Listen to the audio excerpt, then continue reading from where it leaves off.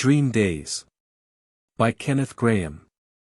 The 21st of October. In the matter of general culture and attainments, we youngsters stood on pretty level ground. True, it was always happening that one of us would be singled out at any moment, freakishly, and without regard to his own preferences, to wrestle with the inflections of some idiotic language long rightly dead. While another, from some fancied artistic tendency which always failed to justify itself, might be told off without warning to hammer out scales and exercises, and to bedew the senseless keys with tears of weariness or of revolt. But in subjects common to either sex, and held to be necessary even for him whose ambition soared no higher than to crack a whip in a circus ring, in geography, for instance, arithmetic, or the weary doings of kings and queens, each would have scorned to excel. And, indeed, whatever our individual gifts, a general dogged determination to shirk and to evade kept us all at much the same dead level, a level of ignorance tempered by insubordination. Fortunately there existed a wide range of subjects, of healthier tone than those already enumerated, in which we were free to choose for ourselves, and which we would have scorned to consider education. And in these we freely followed each his own particular line, often attaining an amount of special knowledge which struck our ignorant elders as simply uncanny.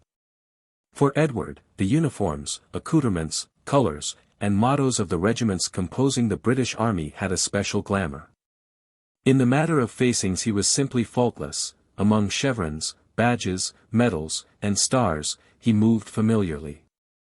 He even knew the names of most of the colonels in command, and he would squander sunny hours prone on the lawn, heedless of challenge from bird or beast, poring over a tattered army list. My own accomplishment was of another character, took, as it seemed to me, a wider and a more untrammeled range. Dragoons might have swaggered in Lincoln Green, riflemen might have donned sporrans over tartan trews, without exciting notice or comment from me.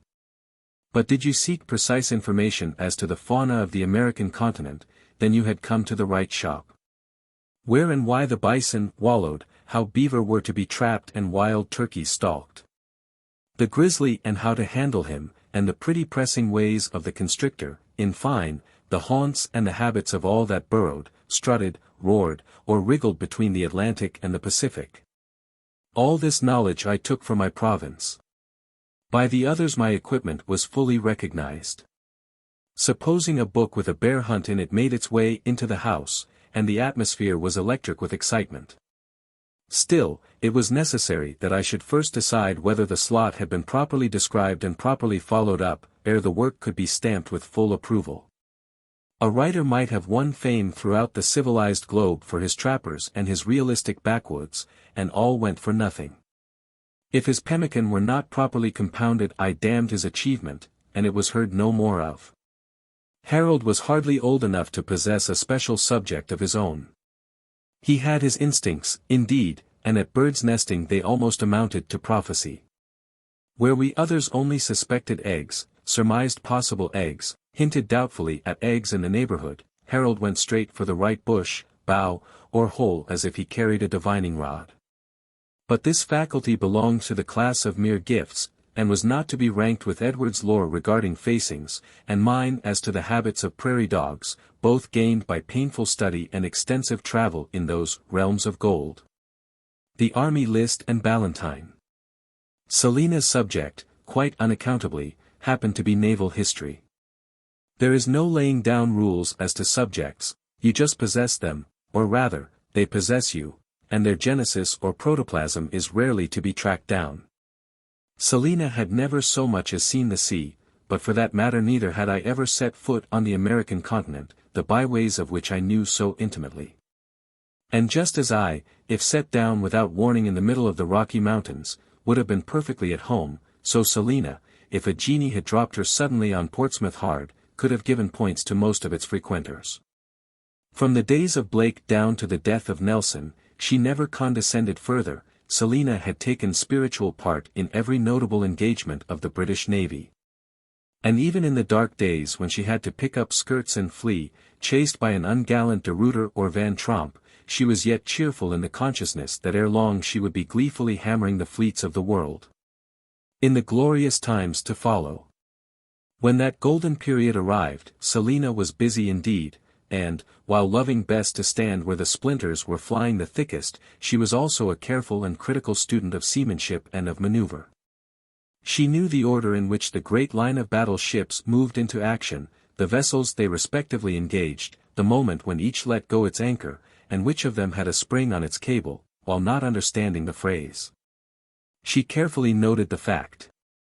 And she habitually went into an engagement on the quarterdeck of the gallant ship that reserved its fire the longest. At the time of Selina's weird seizure I was unfortunately away from home, on a loathsome visit to an aunt. And my account is therefore feebly compounded from hearsay. It was an absence I never ceased to regret, scoring it up, with a sense of injury, against the aunt. There was a splendid uselessness about the whole performance that specially appealed to my artistic sense.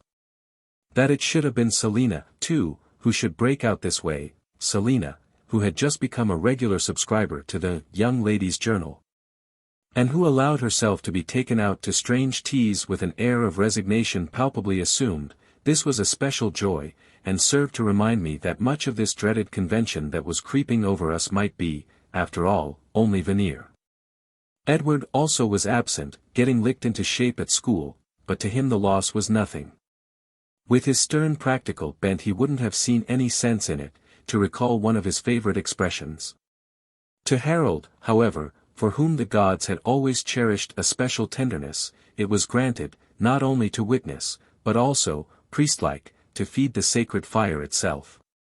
And if at the time he paid the penalty exacted by the sordid unimaginative ones who temporarily rule the roast, he must ever after, one feels sure, have carried inside him some of the white gladness of the acolyte who, greatly privileged, has been permitted to swing a censer at the sacring of the very Mass. October was mellowing fast, and with it the year itself, full of tender hints, in woodland and hedgerow, of a course well nigh completed. From all sides that still afternoon you caught the quick breathing and sob of the runner nearing the goal. Preoccupied and possessed, Selina had strayed down the garden and out into the pasture beyond, where, on a bit of rising ground that dominated the garden on one side and the downs with the old coach road on the other, she had cast herself down to chew the cud of fancy. There she was presently joined by Harold, breathless and very full of his latest grievance. I asked him not to, he burst out. I said if he'd only please wait a bit and Edward would be back soon, and it couldn't matter to him, and the pig wouldn't mind, and Edward'd be pleased and everybody'd be happy. But he just said he was very sorry, but bacon didn't wait for nobody. So I told him he was a regular beast, and then I came away. And I believe they're doing it now. Yes, he's a beast, agreed Selina, absently. She had forgotten all about the pig killing. Harold kicked away a freshly thrown-up molehill, and prodded down the hole with a stick.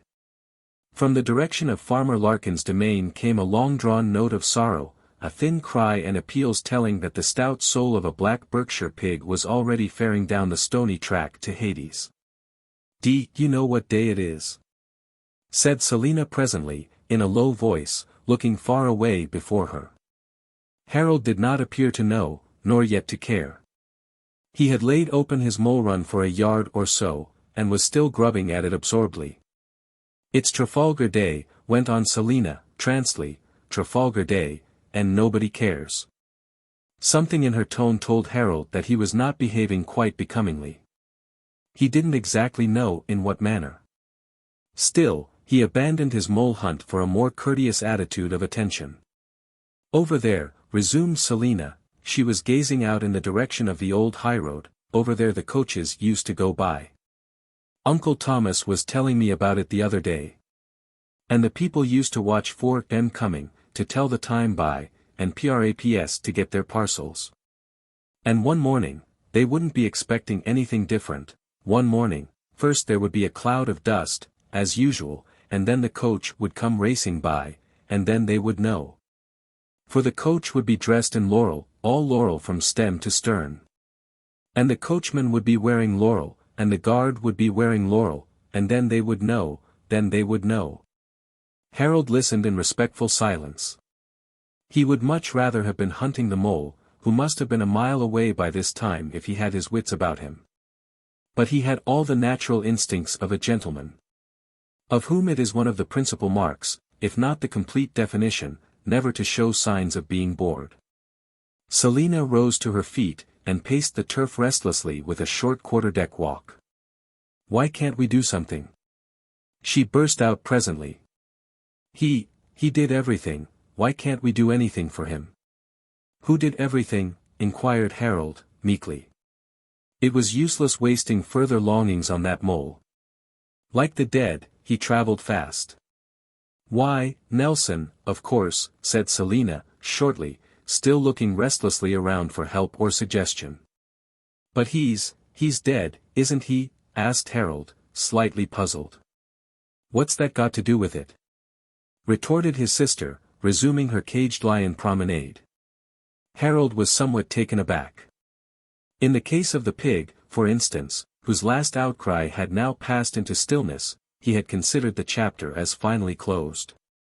Whatever innocent mirth the holidays might hold in store for Edward, that particular pig, at least, would not be a contributor. And now he was given to understand that the situation had not materially changed. He would have to revise his ideas, it seemed. Sitting up on end, he looked towards the garden for assistance in the task. Thence, even as he gazed, a tiny column of smoke rose straight up into the still air. The gardener had been sweeping that afternoon, and now, an unconscious priest, was offering his sacrifice of autumn leaves to the calm-eyed goddess of changing hues and chill forebodings who was moving slowly about the land that golden afternoon.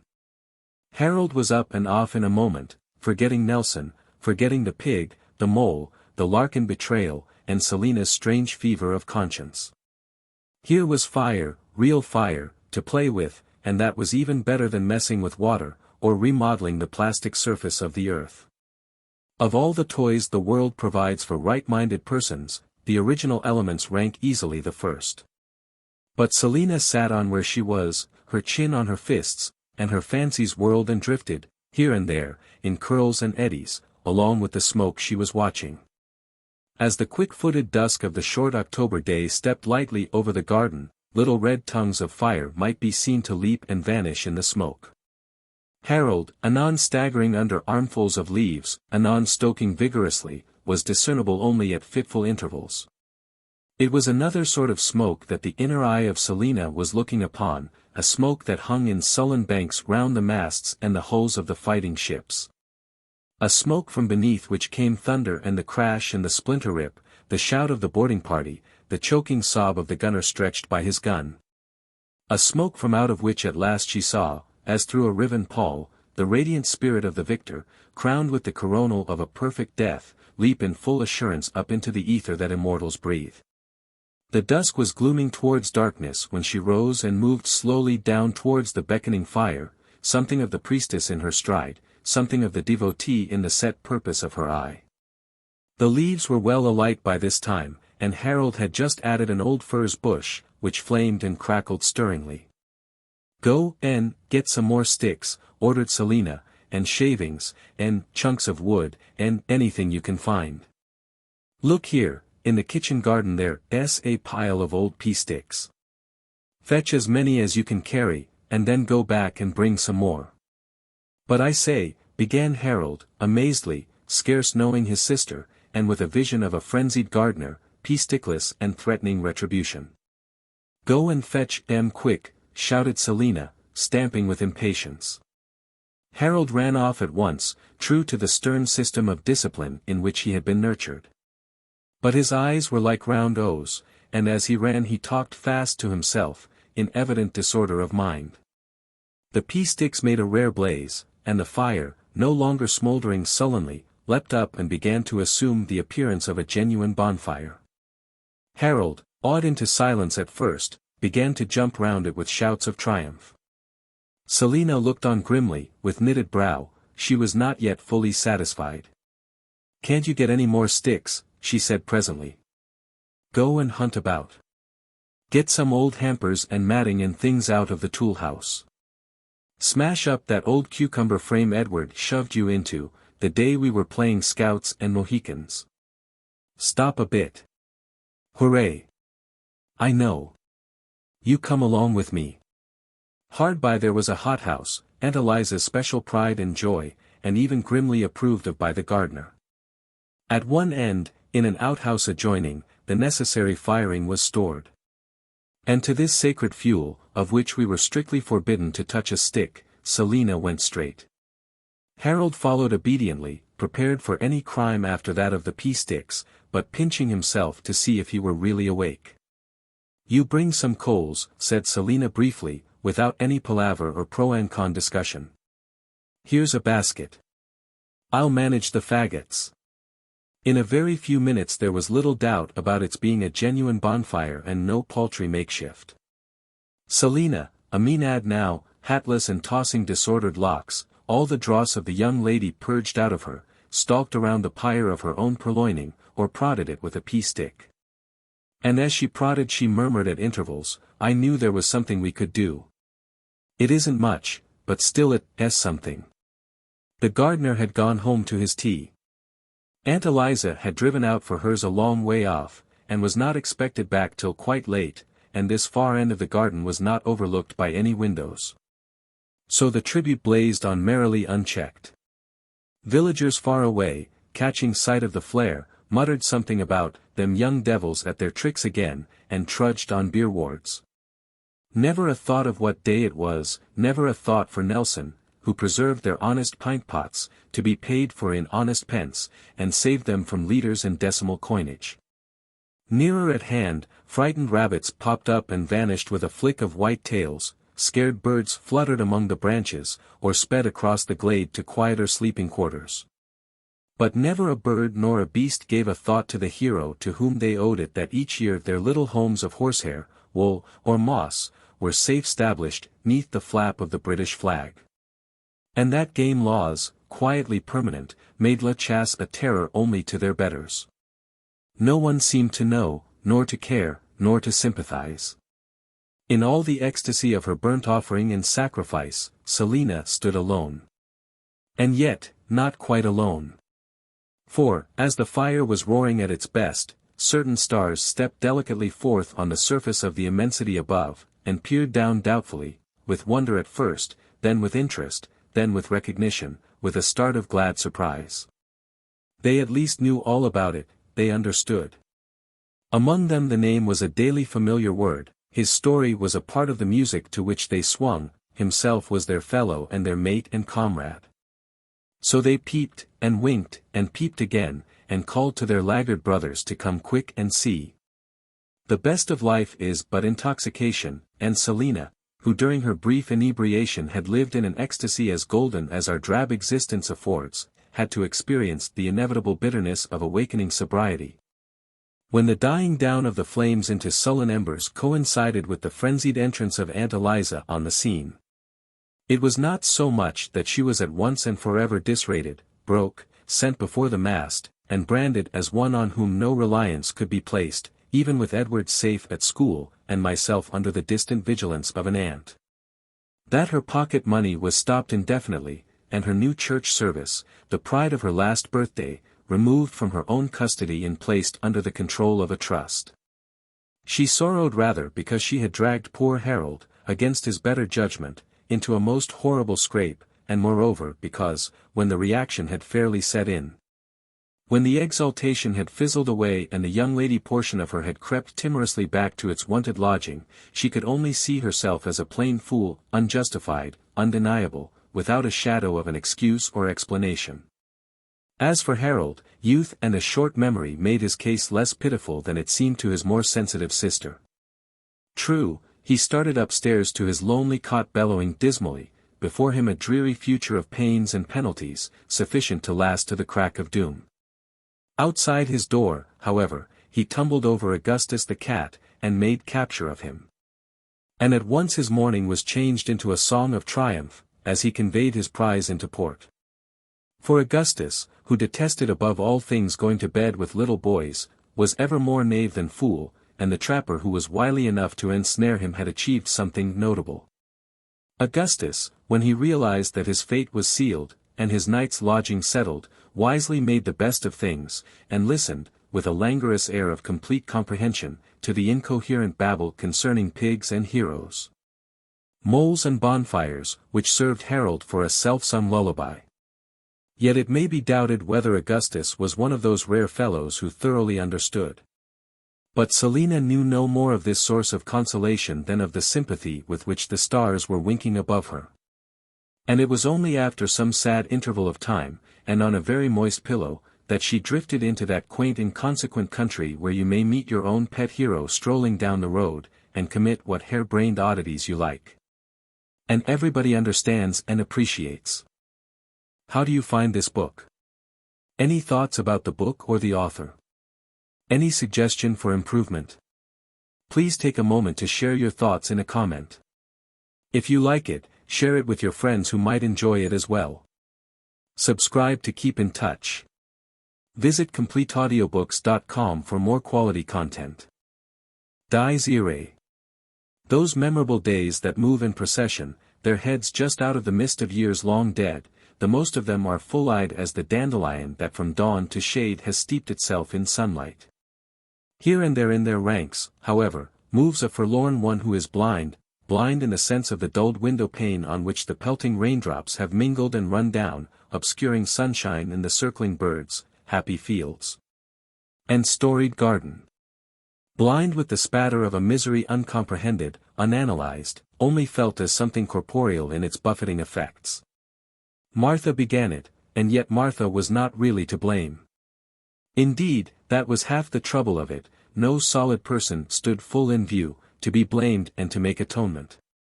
There was only a wretched, impalpable condition to deal with. Breakfast was just over. The sun was summoning us, imperious as a herald with clamor of trumpet. I ran upstairs to her with a broken bootlace in my hand, and there she was, crying in a corner, her head in her apron. Nothing could be got from her but the same dismal succession of sobs that would not have done, that struck and hurt like a physical beating, and meanwhile the sun was getting impatient, and I wanted my bootlace. Inquiry below stairs revealed the cause. Martha's brother was dead, it seemed, her sailor brother Billy, drowned in one of those strange far-off seas it was our dream to navigate one day. We had known Billy well, and appreciated him. When an approaching visit of Billy to his sister had been announced, we had counted the days to it. When his cheery voice was at last heard in the kitchen and we had descended with shouts, first of all he had to exhibit his tattooed arms, always a subject for fresh delight and envy and awe. Then he was called upon for tricks, jugglings, and strange, fearful gymnastics, and lastly came yarns, and more yarns, and yarns till bedtime. There had never been any one like Billy in his own particular sphere. And now he was drowned, they said, and Martha was miserable, and I couldn't get a new bootlace. They told me that Billy would never come back any more, and I stared out of the window at the sun which came back, right enough, every day, and their news conveyed nothing whatever to me.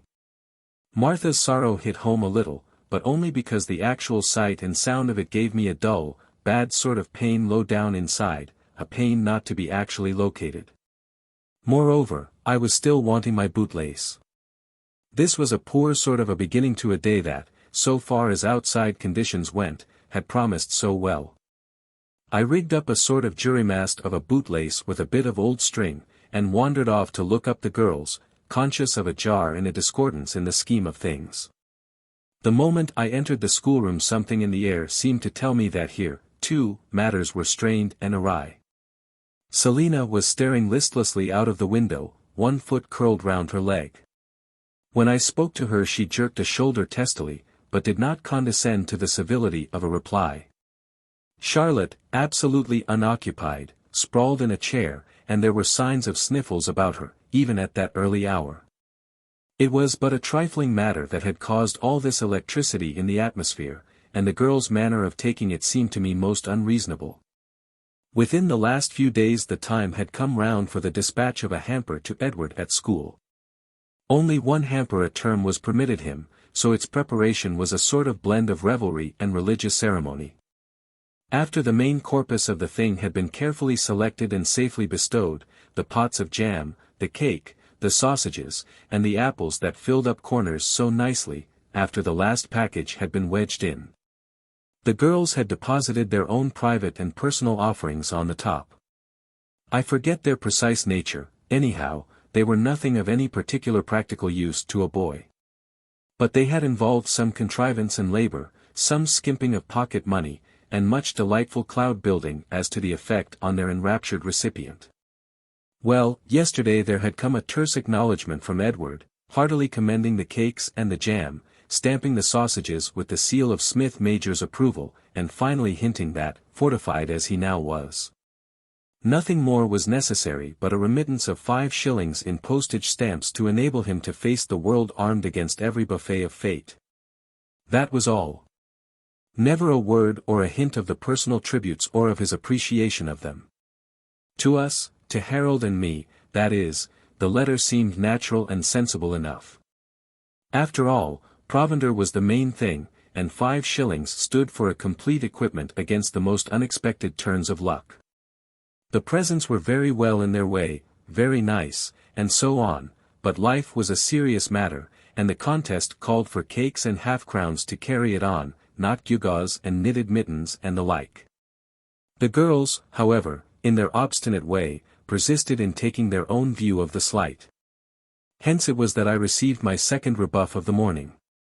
Somewhat disheartened, I made my way downstairs and out into the sunlight, where I found Harold playing conspirators by himself on the gravel. He had dug a small hole in the walk and had laid an imaginary train of powder thereto. And, as he sought refuge in the laurels from the inevitable explosion, I heard him murmur, "My God," said the Tsar, "my plans are frustrated." It seemed an excellent occasion for being a black puma. Harold liked black pumas, on the whole, as well as any animal we were familiar with. So I launched myself on him, with the appropriate howl, rolling him over on the gravel.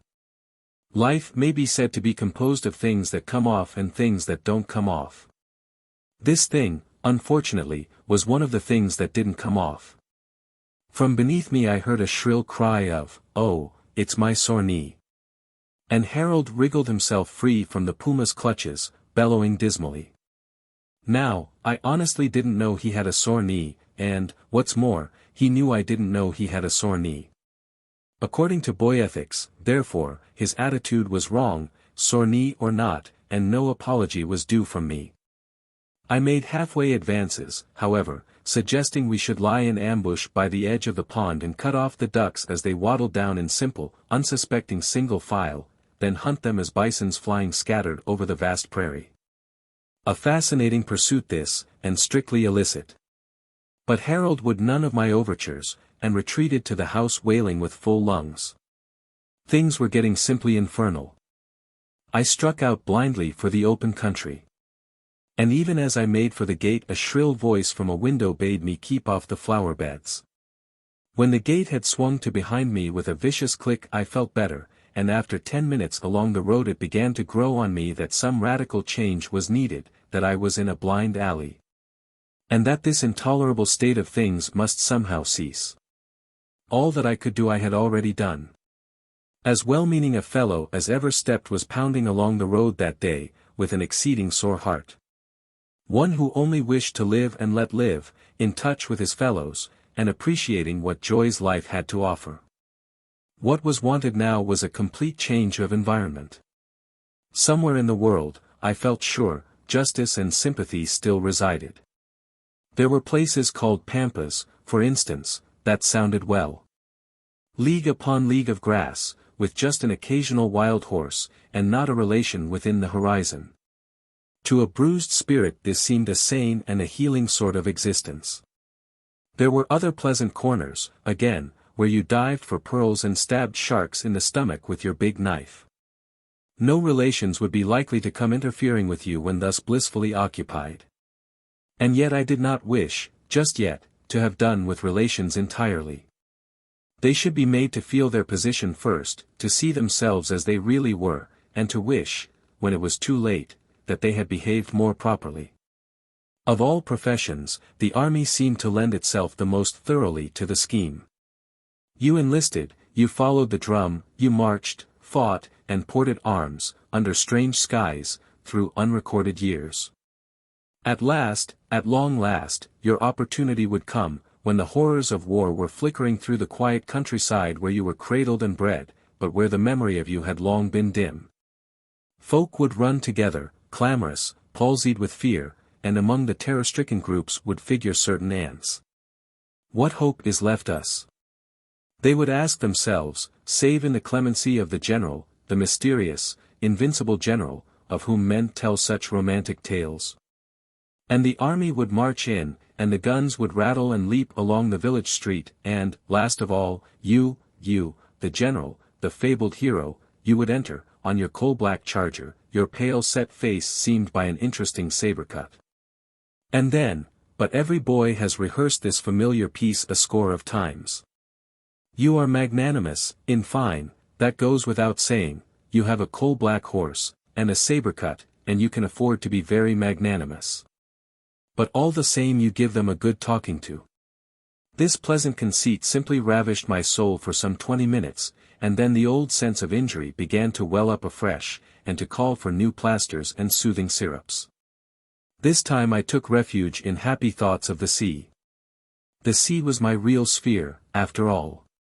On the sea, in especial, you could combine distinction with lawlessness, whereas the army seemed to be always weighted by a certain plodding submission to discipline. To be sure, by all accounts, the life was at first a rough one. But just then I wanted to suffer keenly. I wanted to be a poor devil of a cabin boy, kicked, beaten, and sworn at, for a time. Perhaps some hint, some inkling of my sufferings might reach their ears. In due course the sloop or felucca would turn up, it always did, the rakish-looking craft, black of hull, low in the water, and bristling with guns, the Jolly Roger flapping overhead, and myself for sole commander. By and by, as usually happened, an East Indiaman would come sailing along full of relations, not a necessary relation would be missing. And the crew should walk the plank, and the captain should dance from his own yardarm, and then I would take the passengers in hand, that miserable group of well-known figures cowering on the quarterdeck. And then the same old performance, the air thick with magnanimity. In all the repertory of heroes, none is more truly magnanimous than your pirate chief. When at last I brought myself back from the future to the actual present, I found that these delectable visions had helped me over a longer stretch of road than I had imagined, and I looked around and took my bearings. To the right of me was a long low building of grey stone, new, and yet not smugly so, new, and yet possessing distinction, marked with a character that did not depend on lichen or on crumbling semi-effacement of moulding and mullion. Strangers might have been puzzled to classify it. To me, an explorer from earliest years, the place was familiar enough. Most folk called it the settlement. Others, with quite sufficient conciseness for our neighborhood, spoke of them their fellows up by Hallidays, others again, with a hint of derision, named them the monks. This last title I supposed to be intended for satire, and knew to be fatuously wrong. I was thoroughly acquainted with monks, in books, and well knew the cut of their long frocks, their shaven poles, and their fascinating big dogs, with brandy bottles round their necks, incessantly hauling happy travelers out of the snow. The only dog at the settlement was an Irish terrier, and the good fellows who owned him, and were owned by him, in common, wore clothes of the most nondescript order, and mostly cultivated side whiskers. I had wandered up there one day, searching, as usual, for something I never found, and had been taken in by them and treated as friend and comrade. They had made me free of their ideal little rooms, full of books and pictures, and clean of the antimacassar taint. They had shown me their chapel, high, hushed, and faintly scented, beautiful with a strange new beauty born both of what it had and what it had not, that too familiar dowdiness of commonplaces of worship. They had also fed me in their dining hall, where a long table stood on trestles plain to view, and all the woodwork was natural, unpainted, healthily scrubbed, and redolent of the forest it came from. I brought away from that visit, and kept by me for many days, a sense of cleanness, of the freshness that pricks the senses, the freshness of cool spring water.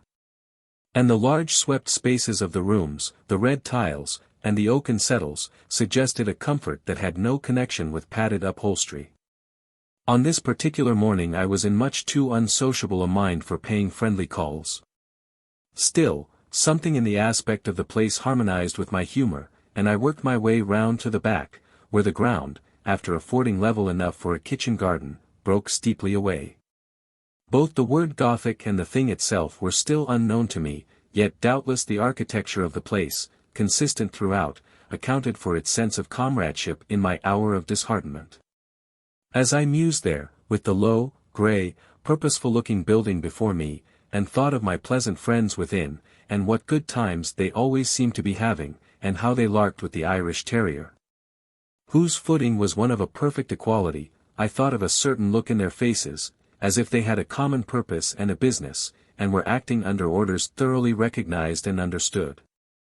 I remembered, too, something that Martha had told me, about these same fellows doing a power o' good, and other hints I had collected vaguely, of renouncements, rules, self-denials, and the like.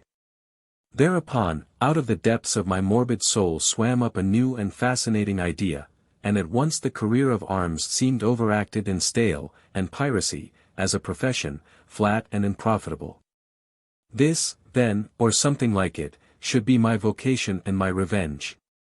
A severer line of business, perhaps, such as I had read of, something that included black bread and a hair shirt.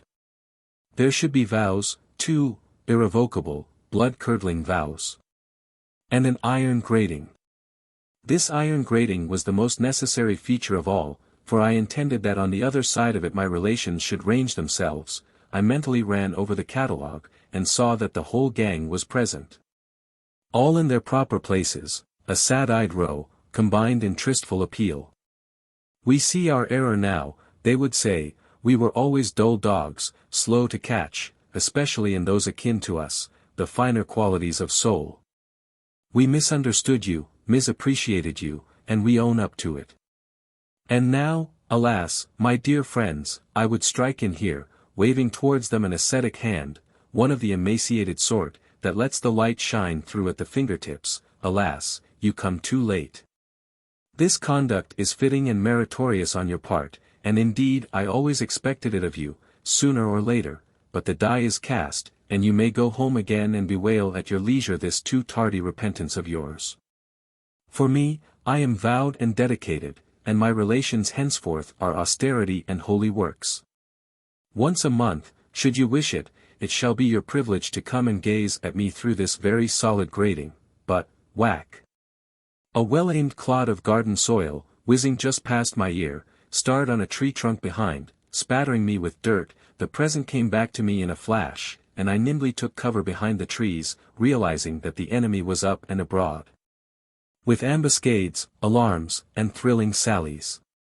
It was the gardener's boy, I knew well enough, a red proletariat, who hated me just because I was a gentleman. Hastily picking up a nice sticky clod in one hand, with the other I delicately projected my hat beyond the shelter of the tree trunk. I had not fought with redskins all these years for nothing. As I had expected, another clod, of the first class for size and stickiness, took my poor hat full in the center.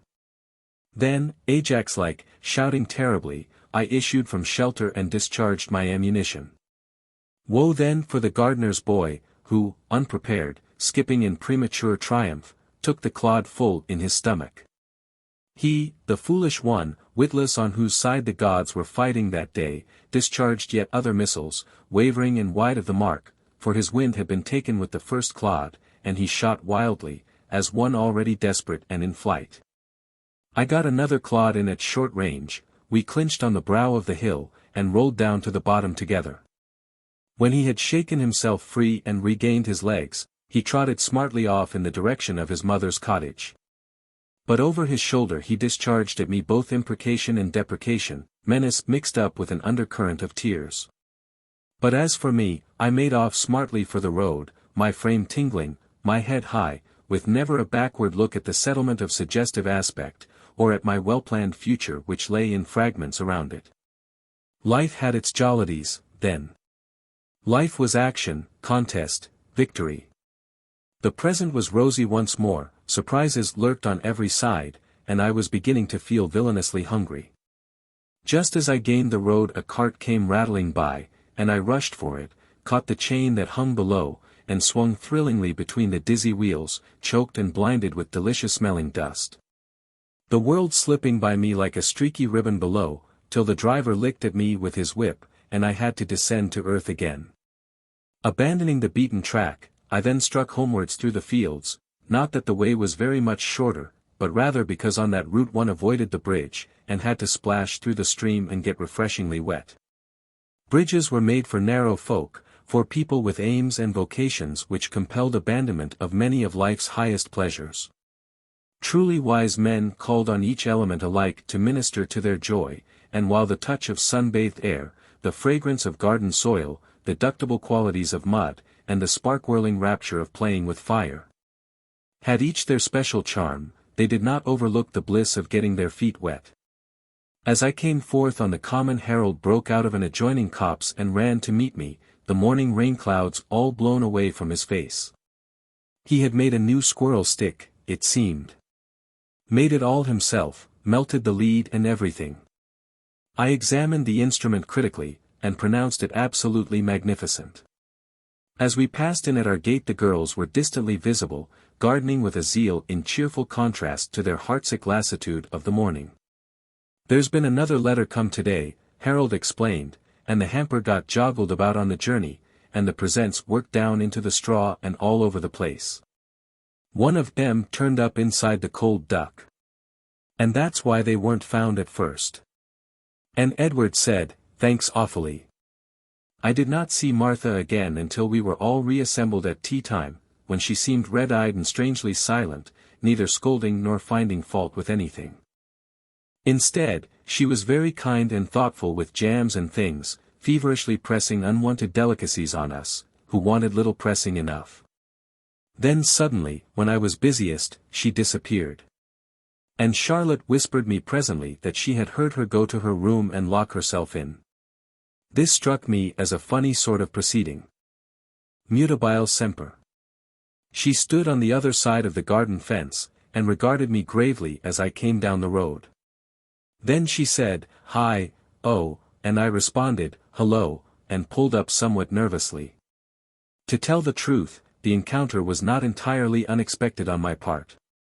The previous Sunday I had seen her in church, and after service it had transpired who she was, this newcomer, and what aunt she was staying with. That morning a volunteer had been called for, to take a note to the parsonage, and rather to my own surprise I had found myself stepping forward with alacrity, while the others had become suddenly absorbed in various pursuits. Or had sneaked unobtrusively out of view. Certainly I had not yet formed any deliberate plan of action, yet I suppose I recollected that the road to the parsonage led past her aunt's garden. She began the conversation, while I hopped backwards and forwards over the ditch, feigning a careless ease. "Saw you in church on Sunday," she said, "only you looked different then. All dressed up, and your hair quite smooth, and brushed up at the sides, and oh, so shiny. What do they put on it to make it shine like that? Don't you hate having your hair brushed?" she ran on, without waiting for an answer. "How your boots squeaked when you came down the aisle. When mine squeak, I walk in all the puddles till they stop. Think I'll get over the fence." This she proceeded to do in a businesslike way, while, with my hands deep in my pockets, I regarded her movements with silent interest, as those of some strange new animal. "I've been gardening," she explained, when she had joined me, "but I didn't like it. There's so many worms about today. I hate worms.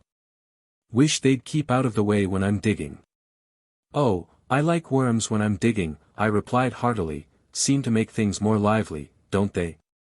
She reflected.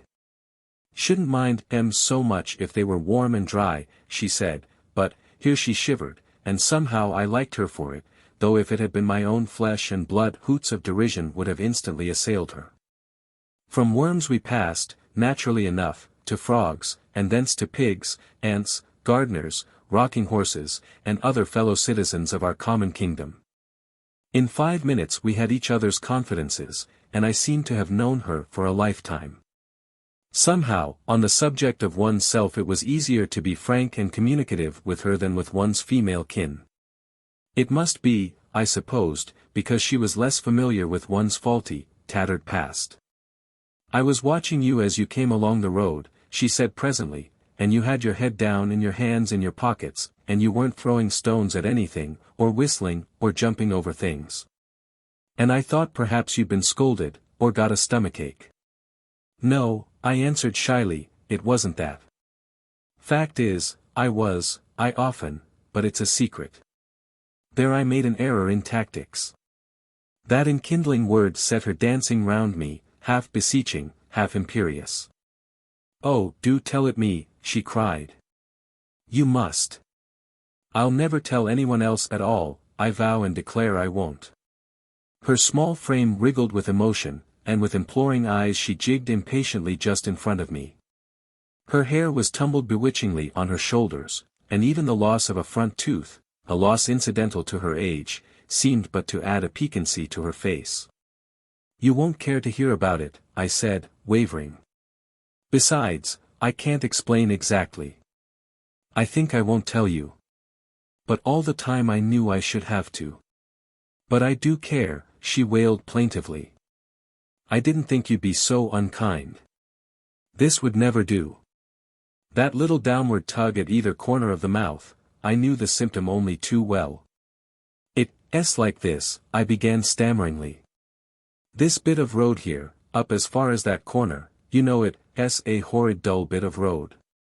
I'm always having to go up and down it, and I know it so well, and I'm so sick of it. So whenever I get to that corner, I go right off to another place." "What sort of a place?" she asked, looking round her gravely. "Of course it's just a place I imagine," I went on hurriedly and rather shamefacedly, "but it's an awfully nice place, the nicest place you ever saw.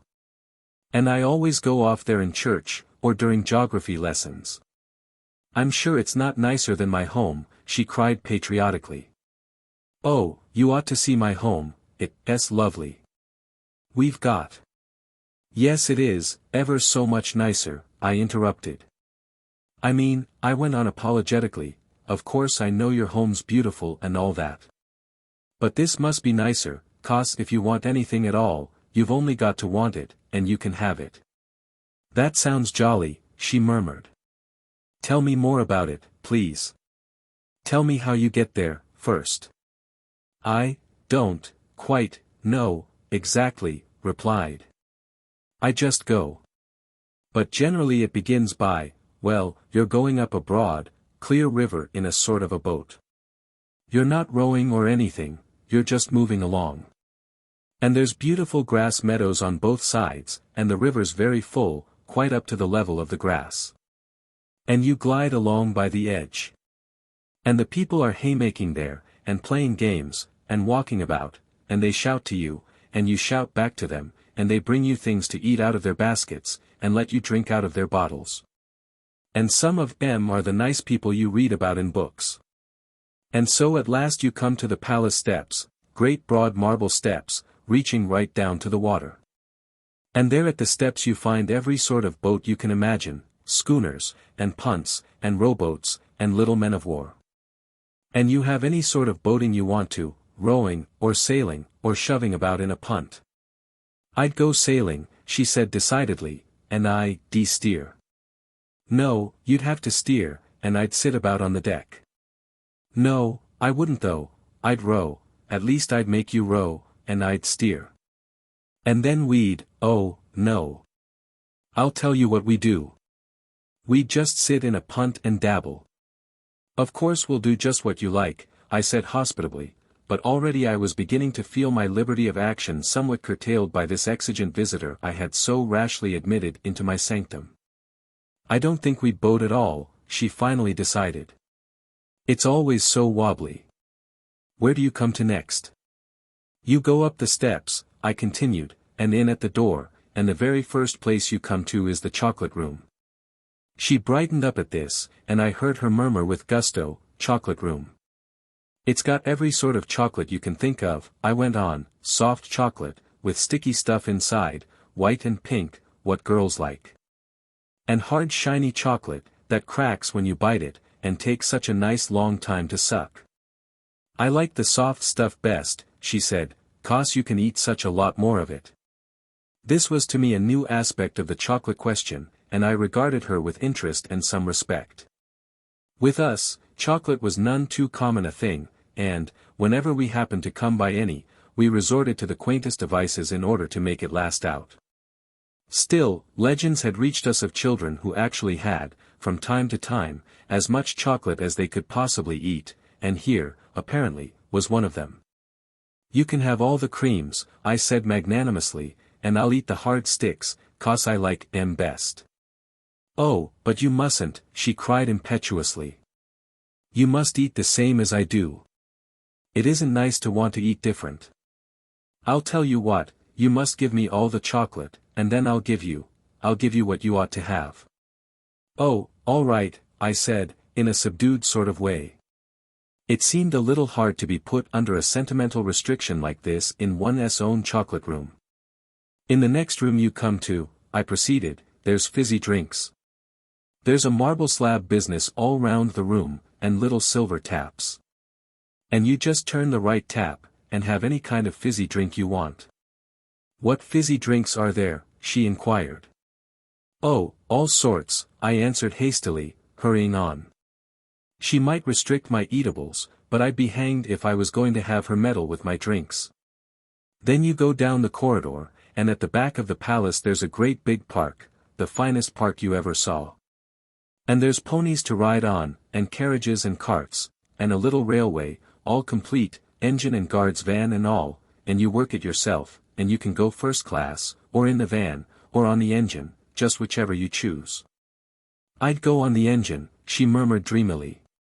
"No, I wouldn't, I'd." "Then there's all the soldiers," I struck in. Really the line had to be drawn somewhere, and I could not have my railway system disorganized and turned upside down by a mere girl. "There's any quantity of fine big soldiers, and they all belong to me. And a row of brass cannons all along the terrace. And every now and then I give the order, and they fire off all the guns." "No, they don't," she interrupted hastily. "I won't have fire off any guns. You must tell not to. I hate guns, and as soon as they begin firing I shall run right away." But that's what they're there for," I protested, aghast. "I don't care," she insisted. "They mustn't do it. They can walk about behind me if they like, and talk to me, and carry things. But they mustn't fire off any guns." I was sadly conscious by this time that in this brave palace of mine, wherein I was wont to swagger daily, irresponsible and unquestioned, I was rapidly becoming, so to speak, a mere lodger. The idea of my fine big soldiers being told off to carry things. I was not inclined to tell her any more, though there still remained plenty more to tell. "Any other boys there?" she asked presently, in a casual sort of way. "Oh yes," I unguardedly replied. "Nice chaps, too. We'll have great," then I recollected myself. "We'll play with them, of course," I went on. "But you are going to be my friend, aren't you? And you'll come in my boat, and we'll travel in the guard's van together, and I'll stop the soldiers firing off their guns." But she looked mischievously away, and, do what I would, I could not get her to promise.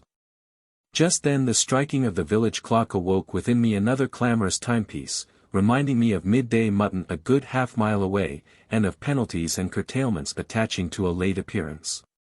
We took a hurried farewell of each other, and before we parted I got from her an admission that she might be gardening again that afternoon, if only the worms would be less aggressive and give her a chance.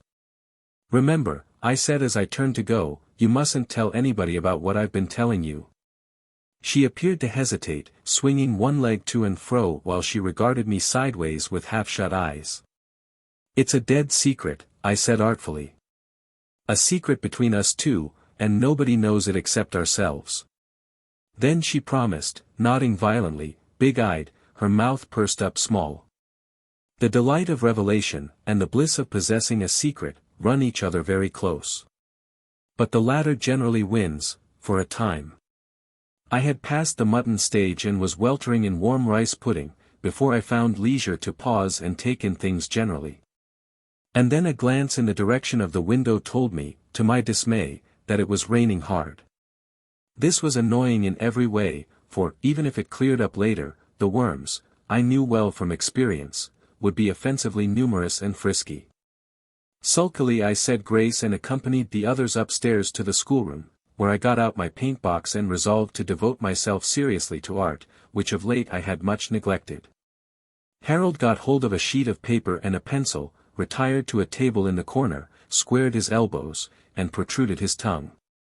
Literature had always been his form of artistic expression. Selina had a fit of the fidgets, bred of the unpromising weather, and, instead of settling down to something on her own account, must needs walk round and annoy us artists, intent on embodying our conceptions of the ideal. She had been looking over my shoulder some minutes before I knew of it, or I would have had a word or two to say upon the subject. "I suppose you call that thing a ship," she remarked contemptuously. "Who ever heard of a pink ship? Who? I stifled my wrath, knowing that in order to score properly it was necessary to keep a cool head. "There is a pink ship," I observed with forced calmness, "lying in the toy shop window now. You can go and look at it if you like. You suppose you know more about ships than the fellows who make them?" Selina, baffled for the moment, returned to the charge presently. "Those are funny things, too," she observed. "S'pose they meant to be trees. But they're blue." "They are trees," I replied with severity, "and they are blue. They've got to be blue, 'cause you stole my gamboge last week, so I can't mix up any green." "Didn't steal your gamboge," declared Selina, haughtily, edging away, however, in the direction of Harold. "And I wouldn't tell lies, either, if I was you, about a dirty little bit of gamboge." I preserved a discreet silence. After all, I knew she stole my gamboge. The moment Harold became conscious of Selina's stealthy approach, he dropped his pencil and flung himself flat upon the table, protecting thus his literary efforts from chilling criticism by the interposed thickness of his person. From somewhere in his interior proceeded a heart-rending compound of squeal and whistle, as of escaping steam, long-drawn, ear-piercing, unvarying in note. "I only just wanted to see," protested Selina, struggling to uproot his small body from the scrawl it guarded. But Harold clung limpet-like to the table edge, and his shrill protest continued to deafen humanity and to threaten even the serenities of Olympus. The time seemed come for a demonstration in force. Personally I cared little what soul outpourings of Harold were paraded by Selina, she was pretty sure to get hold of them sooner or later, and indeed I rather welcomed the diversion as favorable to the undisturbed pursuit of art. But the clannishness of sex has its unwritten laws. Boys, as such, are sufficiently put upon, maltreated, trodden under, as it is. Should they fail to hang together in perilous times, what disasters, what ignominies may not be looked for? Possibly even an extinction of the tribe. I dropped my paintbrush and sailed shouting into the fray. The result for a short space hung dubious. There is a period of life when the difference of a year or two in age far outweighs the minor advantage of sex. Then the gathers of Selina's frock came away with a sound like the rattle of distant musketry. And this calamity it was, rather than mere brute compulsion, that quelled her indomitable spirit. The female tongue is mightier than the sword, as I soon had good reason to know, when Selina, her riven garment held out at length, avenged her discomfiture with the Greek fire of personalities and abuse. Every black incident in my short, but not stainless, career, every error, every folly, every penalty ignobly suffered, were paraded before me as in a magic lantern show. The information, however, was not particularly new to me, and the effect was staled by previous rehearsals. Besides, a victory remains a victory, whatever the moral character of the triumphant general. Harold chuckled and crowed as he dropped from the table, revealing the document over which so many gathers had sighed their short lives out. "You can read it if you like," he said to me gratefully. "It's only a death letter." It had never been possible to say what Harold's particular amusement of the hour might turn out to be. One thing only was certain, that it would be something improbable, unguessable, not to be foretold.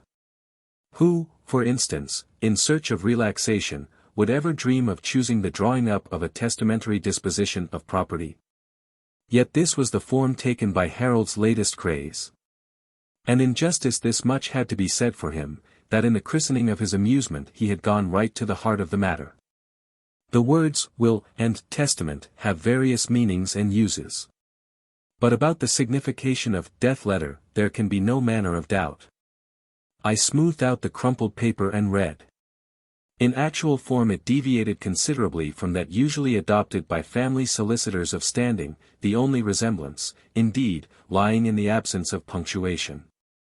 My dear Edward, it ran, when I die I leave all my muni to you, my walking sticks, whips, my crop, my sword and gun, bricks, forts and all things I have. Goodbye my dear Charlotte, when die I leave you my walk and compass and pencil case, my sailor's end. Camperdown, my pictories and everything. Goodbye your loving brother Armand, my dear Martha, I love you very much. I leave you my garden, my mice and rabbits, my plants in pots. When I die please take care of them, my dear Catera Desunt. Why, you not leaving me anything, exclaimed Selina, indignantly.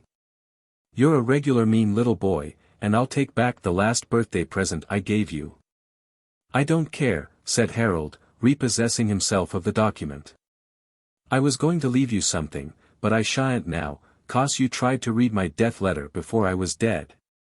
Then write a death letter myself, retorted Selina, scenting an artistic vengeance, and I shan't leave you a single thing. And she went off in search of a pencil. The tempest within doors had kept my attention off the condition of things without. But now a glance through the window told me that the rain had entirely ceased, and that everything was bathed instead in a radiant glow of sunlight, more golden than any gamboge of mine could possibly depict. Leaving Selina and Harold to settle their feud by a mutual disinheritance, I slipped from the room and escaped into the open air, eager to pick up the loose end of my new friendship just where I had dropped it that morning. In the glorious reaction of the sunshine after the downpour, with its moist warm smells, bespanglement of greenery, and inspiriting touch of rain-washed air, the parks and palaces of the imagination glowed with a livelier iris. And their blurred beauties shone out again with fresh blush and palpitation. As I sped along to the tryst, again I accompanied my new comrade along the corridors of my pet palace into which I had so hastily introduced her, and on reflection I began to see that it wouldn't work properly. I had made a mistake, and those were not the surroundings in which she was most fitted to shine. However, it really did not matter much, I had other palaces to place at her disposal, plenty of them. And on a further acquaintance with and knowledge of her tastes, no doubt I could find something to suit her. There was a real Arabian one, for instance, which I visited but rarely, only just when I was in the fine oriental mood for it. A wonder of silk hangings, fountains of rosewater, pavilions, and minarets. Hundreds of silent, well-trained slaves thronged the stairs and alleys of this establishment, ready to fetch and carry for her all day, if she wished it. And my brave soldiers would be spared the indignity. Also there were processions through the bazaar at odd moments, processions with camels, elephants, and palanquins. Yes, she was more suited for the East, this imperious young person. And I determined that thither she should be personally conducted as soon as ever might be.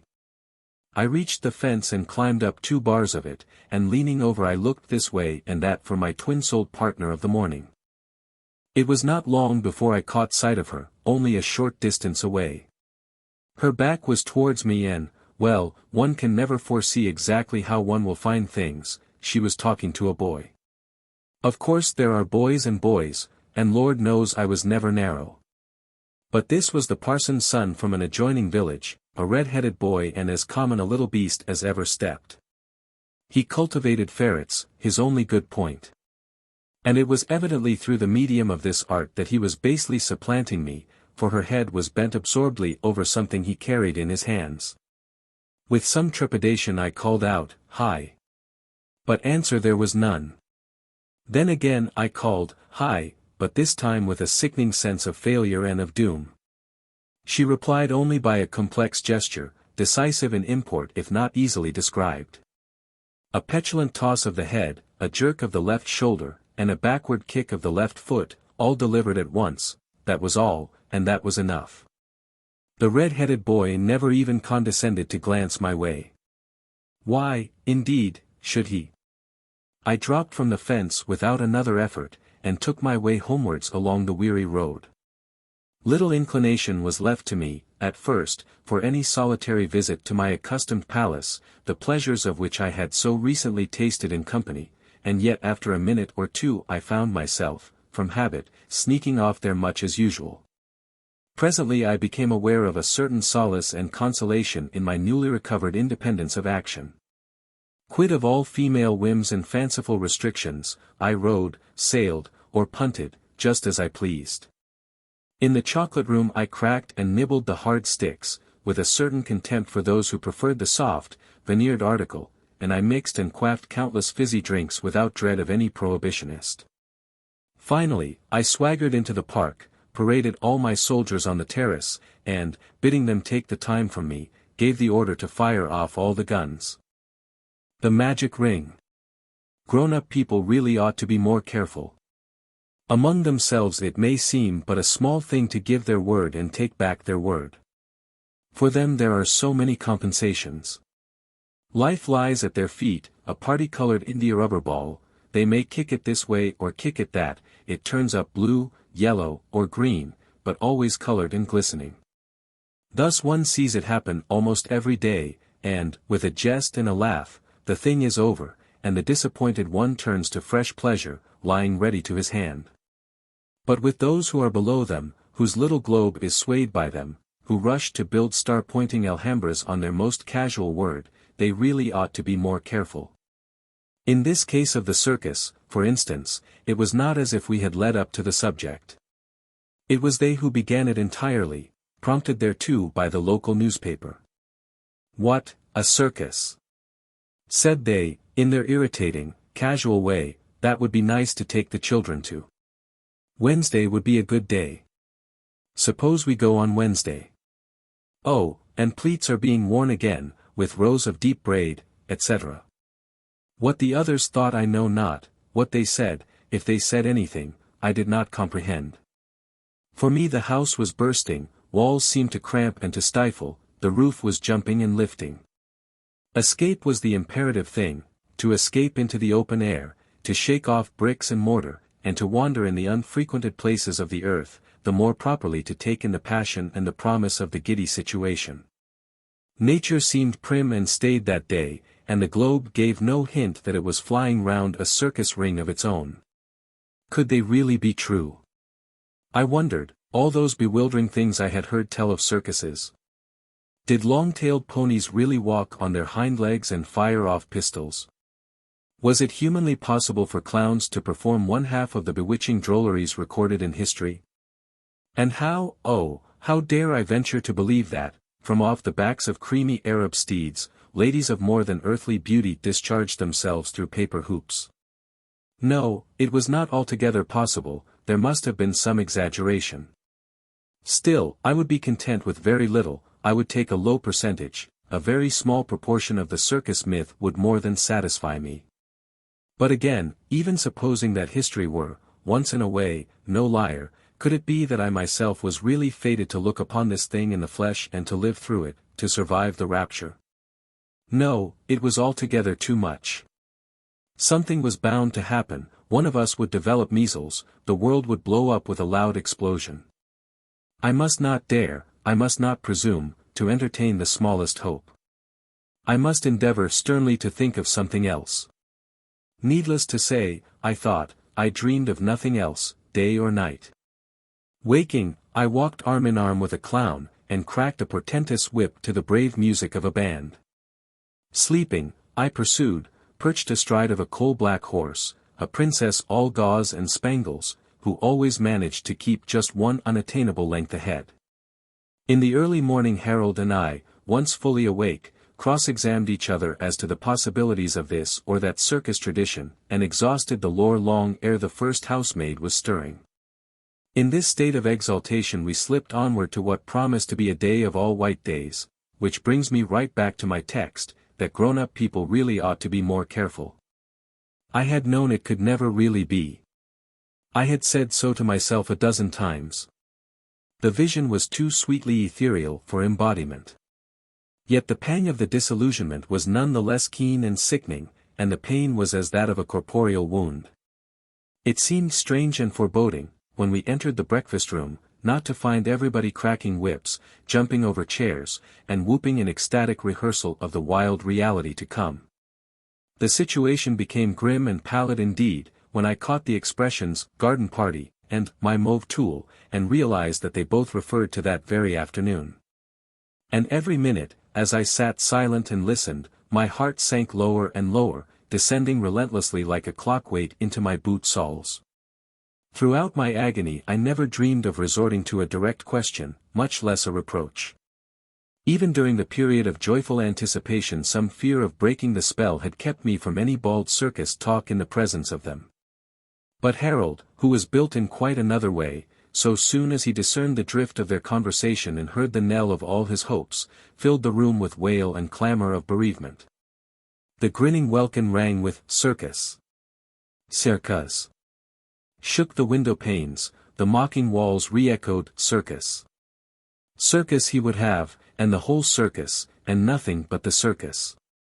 No compromise for him, no evasions, no fallacious, unsecured promises to pay. He had drawn his check on the bank of expectation, and it had got to be cashed then and there, else he would yell, and yell himself into a fit, and come out of it and yell again. Yelling should be his profession, his art, his mission, his career. He was qualified, he was resolute, and he was in no hurry to retire from the business. The noisy ones of the world, if they do not always shout themselves into the imperial purple, are sure at least of receiving attention. If they cannot sell everything at their own price, one thing, silence, must, at any cost, be purchased of them. Harold accordingly had to be consoled by the employment of every specious fallacy and base-born trick known to those whose doom it is to handle children. For me their hollow cajolery had no interest, I could pluck no consolation out of their bankrupt though prodigal pledges. I only waited till that hateful, well-known, some other time, dear, told me that hope was finally dead. Then I left the room without any remark. It made it worse, if anything could, to hear that stale, worn-out old phrase, still supposed by those dullards to have some efficacy. To nature, as usual, I drifted by instinct, and there, out of the track of humanity, under a friendly hedgerow had my black hour unseen. The world was a globe no longer, space was no more filled with whirling circuses of spheres. That day the old beliefs rose up and asserted themselves, and the earth was flat again, ditch-riddled, stagnant, and deadly flat. The undeviating roads crawled straight and white, elms dressed themselves stiffly along inflexible hedges, all nature, centrifugal no longer, sprawled flatly in lines out to its farthest edge, and I felt just like walking out to that terminus. And dropping quietly off. Then, as I sat there, morosely chewing bits of stick, the recollection came back to me of certain fascinating advertisements I had spelled out in the papers, advertisements of great and happy men. Owning big ships of tonnage running into 4 figures, who yet craved, to the extent of public supplication, for the sympathetic cooperation of youths as apprentices. I did not rightly know what apprentices might be, nor whether I was yet big enough to be styled a youth. But one thing seemed clear, that, by some such means as this, whatever the intervening hardships, I could eventually visit all the circuses of the world, the circuses of merry France and gaudy Spain, of Holland and Bohemia, of China and Peru. Here was a plan worth thinking out in all its bearings, for something had presently to be done to end this intolerable state of things. Midday, and even feeding time, passed by gloomily enough, till a small disturbance occurred which had the effect of releasing some of the electricity with which the air was charged. Harold, it should be explained, was of a very different mental mold, and never brooded, moped, nor ate his heart out over any disappointment. One wild outburst, one dissolution of a minute into his original elements of air and water, of tears and outcry, so much insulted nature claimed. Then he would pull himself together, iron out his countenance with a smile, and adjust himself to the new condition of things. If the gods are ever grateful to man for anything, it is when he is so good as to display a short memory. The Olympians were never slow to recognize this quality of heralds, in which, indeed, their salvation lay, and on this occasion their gratitude had taken the practical form of a fine fat orange.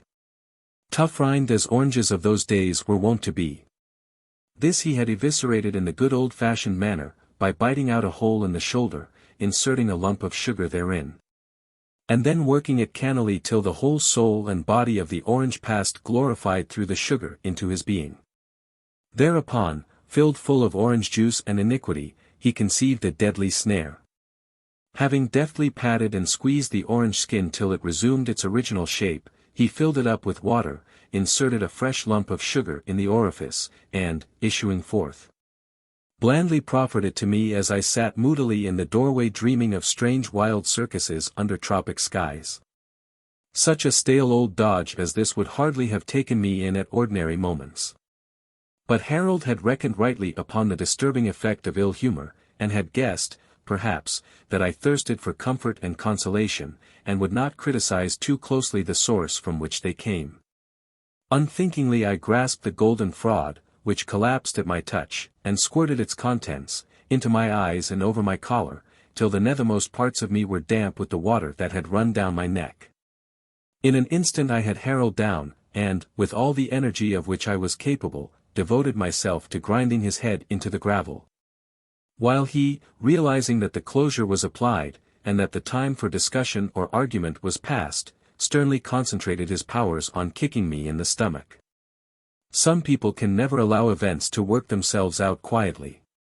At this juncture one of them swooped down on the scene, pouring shrill, misplaced abuse on both of us, on me for ill-treating my younger brother, whereas it was distinctly I who was the injured and the deceived.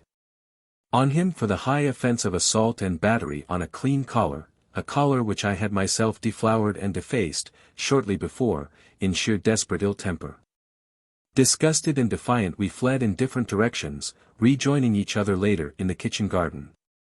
And as we strolled along together, our short feud forgotten, Harold observed, gloomily, "I should like to be a caveman, like Uncle George was tellin' us about, with a flint hatchet and no clothes, and live in a cave and not know anybody."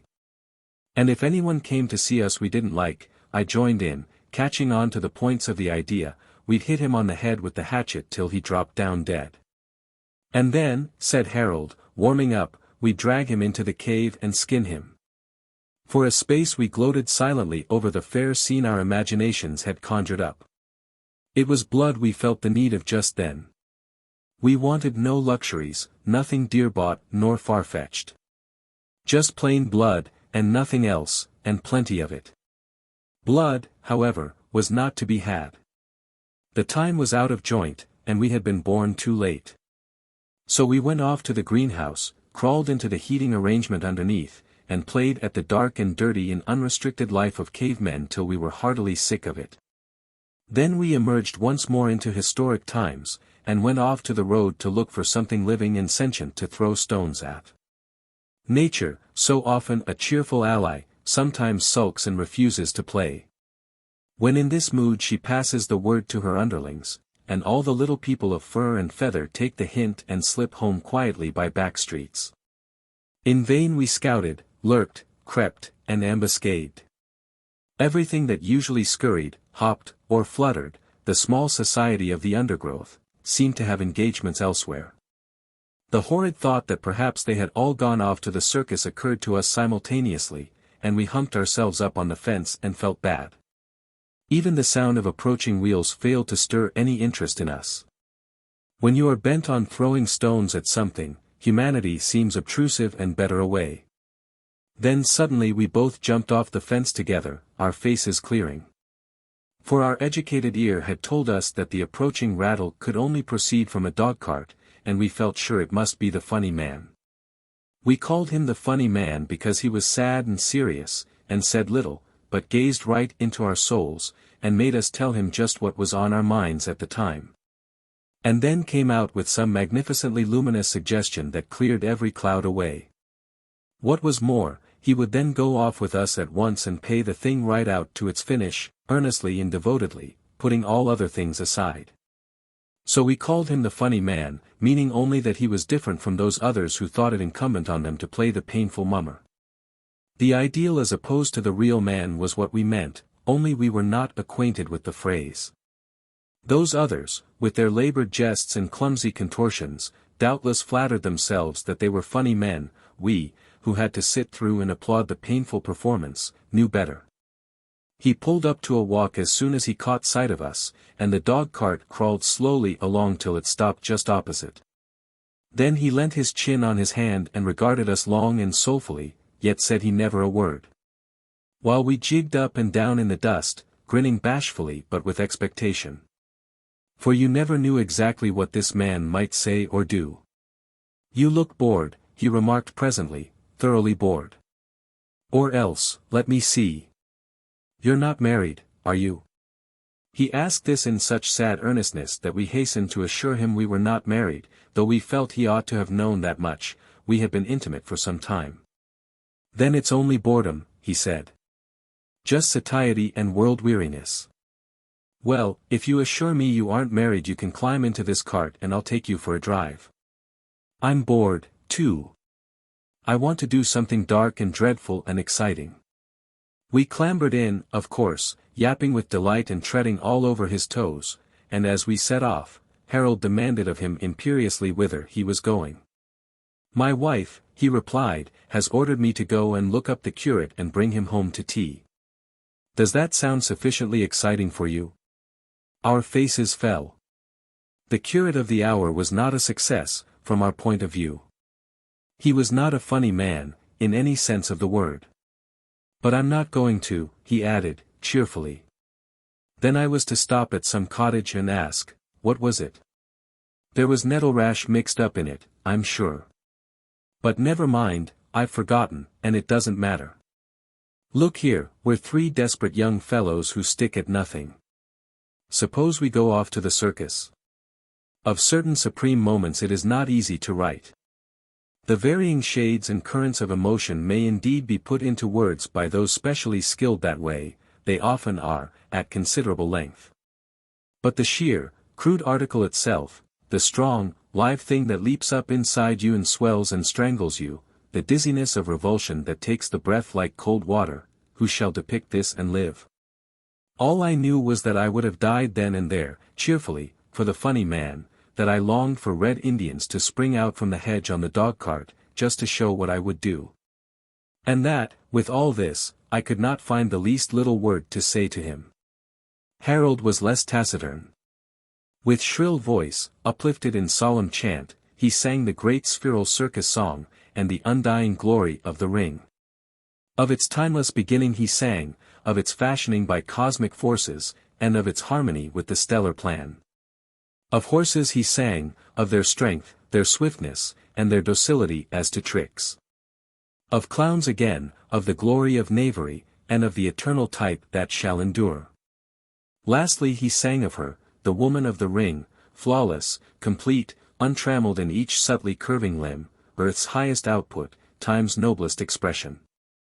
At least, he doubtless sang all these things and more, he certainly seemed to, though all that was distinguishable was, "We're going to the circus," and then, once more, "We're going to the circus." The sweet rhythmic phrase repeated again and again. But indeed I cannot be quite sure, for I heard confusedly, as in a dream. Wings of fire sprang from the old mare's shoulders. We whirled on our way through purple clouds, and earth and the rattle of wheels were far away below.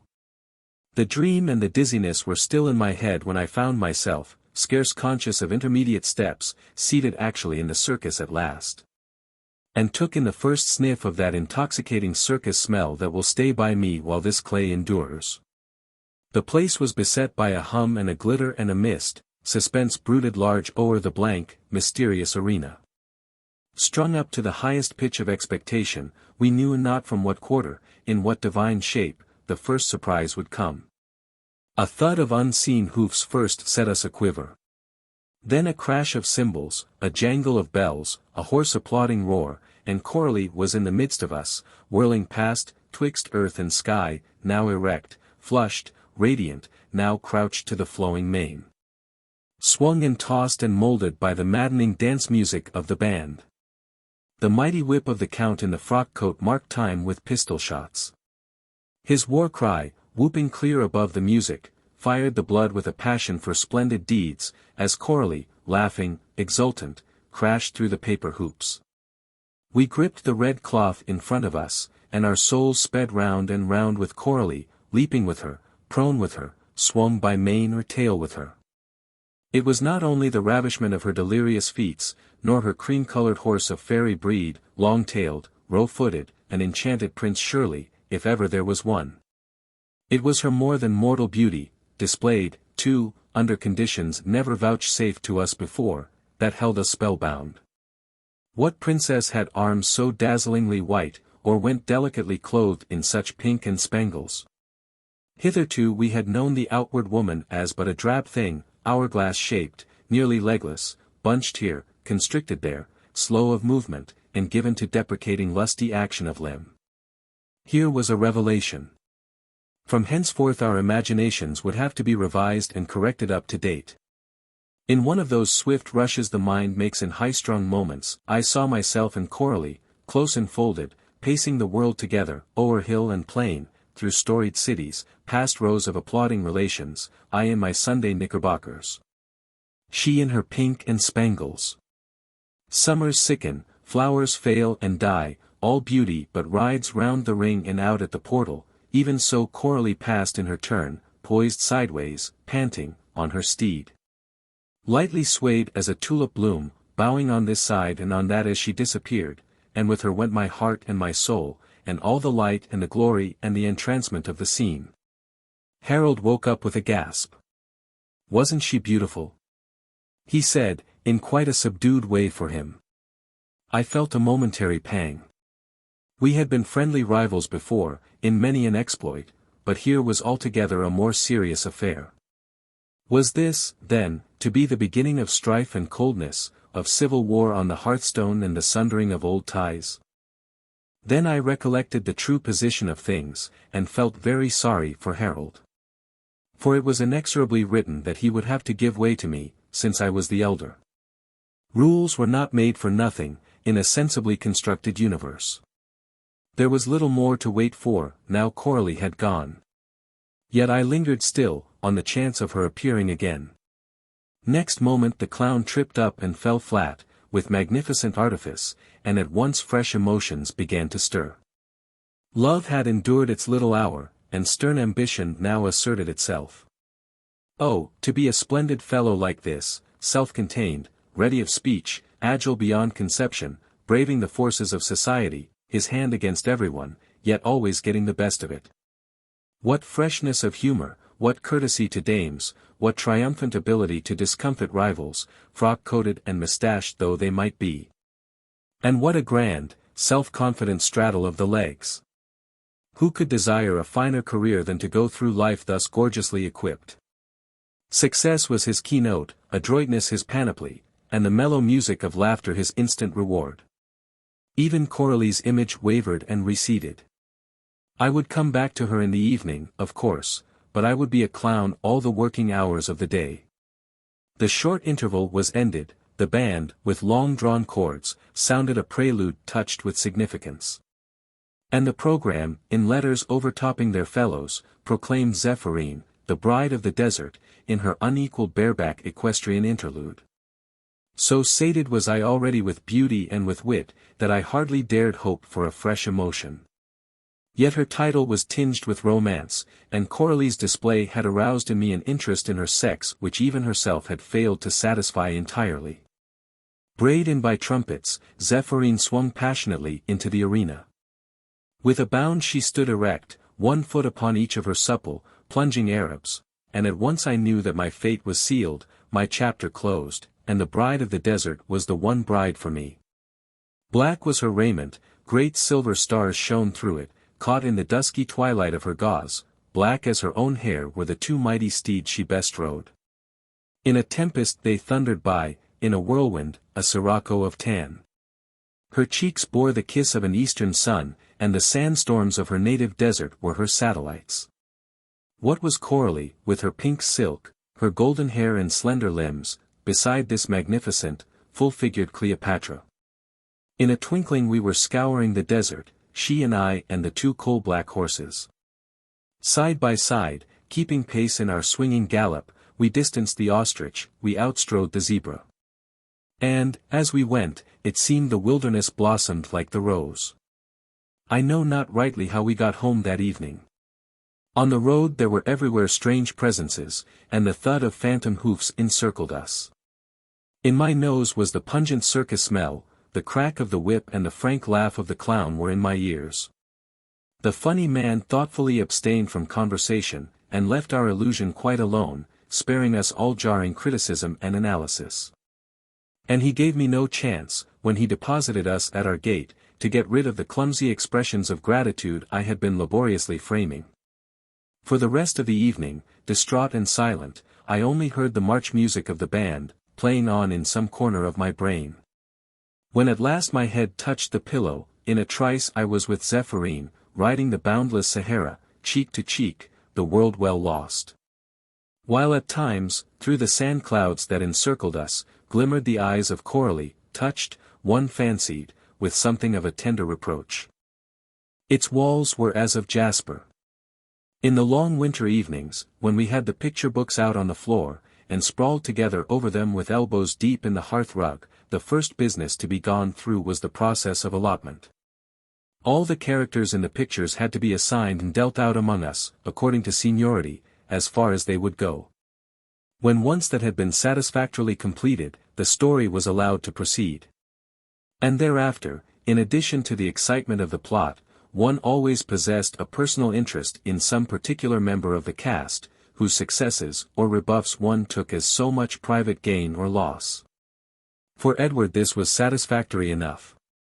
Claiming his right of the eldest, he would annex the hero in the very frontispiece, and for the rest of the story his career, if checkered at intervals, was sure of heroic episodes and a glorious close. But his juniors, who had to put up with characters of a clay more mixed, nay, sometimes with undiluted villainy, were hard put to it on occasion to defend their other selves, as it was strict etiquette to do, from ignominy perhaps only too justly merited.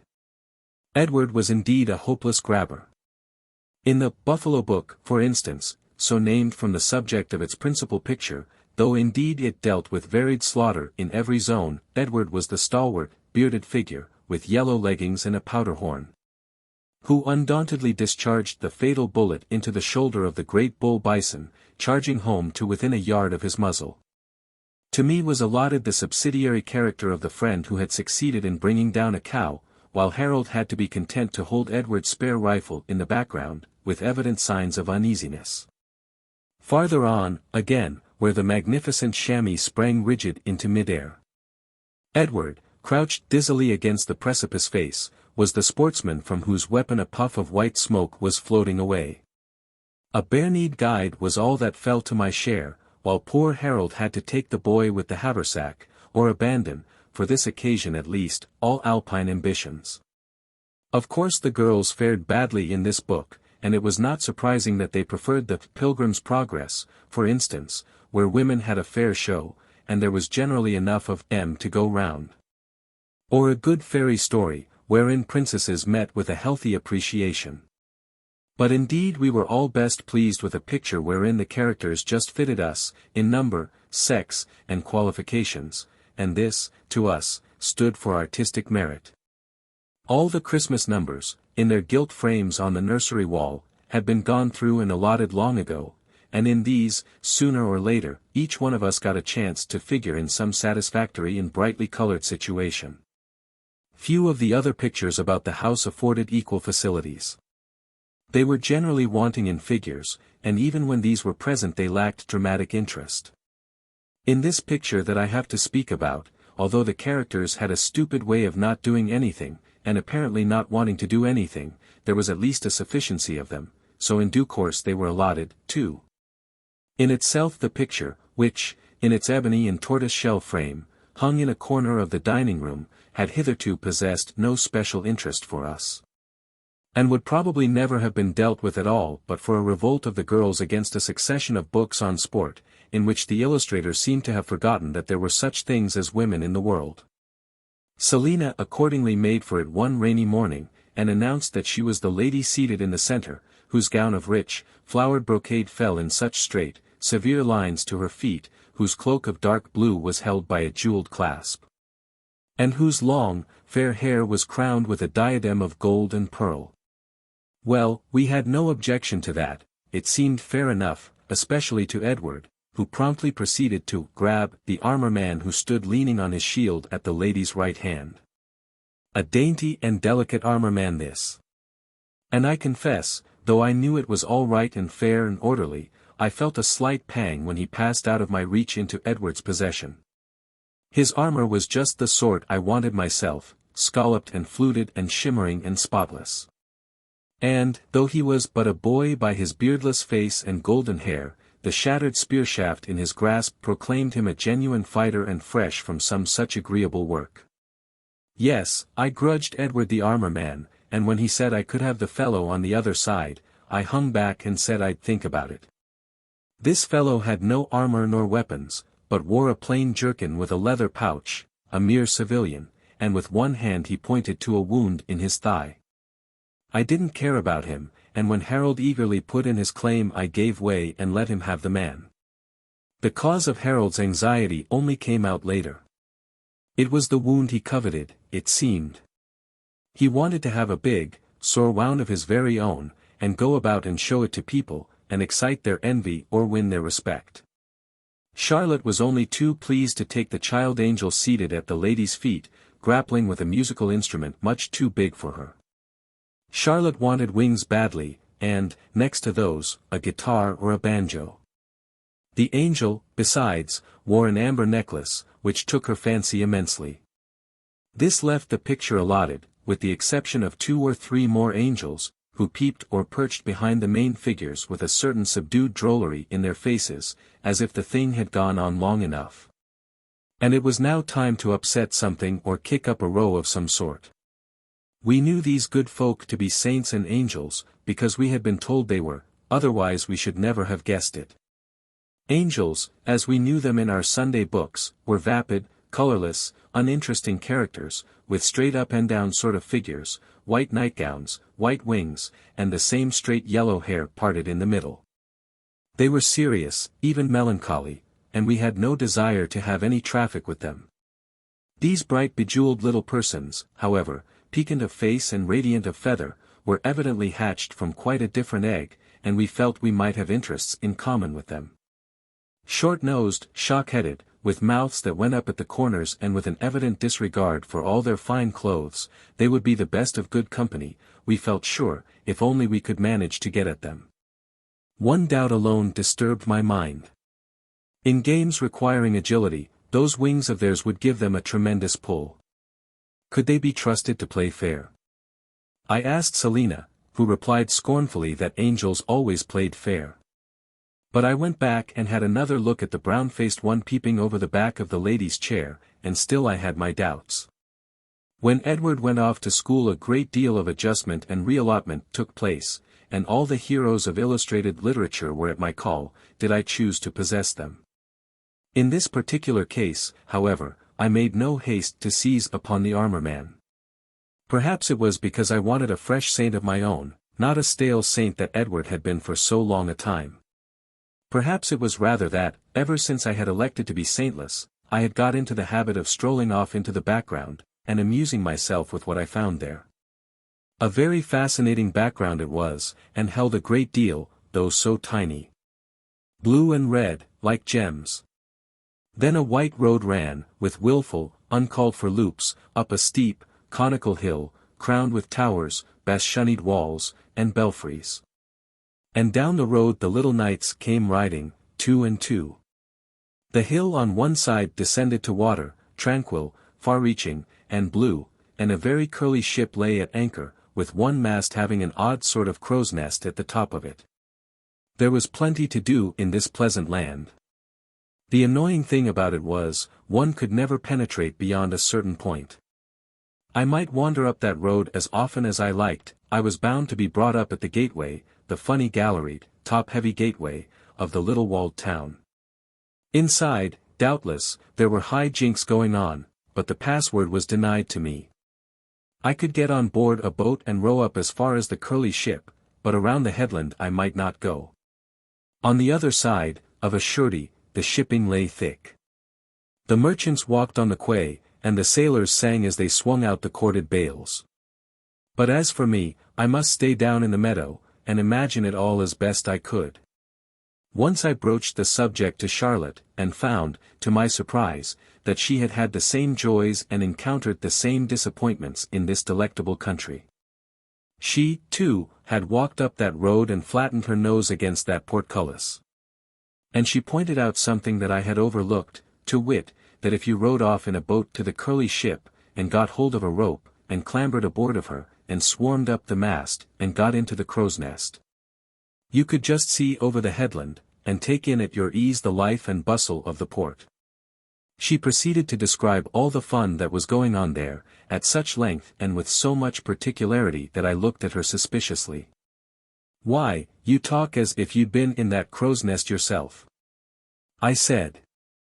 Charlotte answered nothing, but pursed her mouth up and nodded violently for some minutes, and I could get nothing more out of her. I felt rather hurt. Evidently she had managed, somehow or other, to get up into that crow's nest. Charlotte had got ahead of me on this occasion. It was necessary, no doubt, that grown-up people should dress themselves up and go forth to pay calls. I don't mean that we saw any sense in the practice. It would have been so much more reasonable to stay at home in your old clothes and play.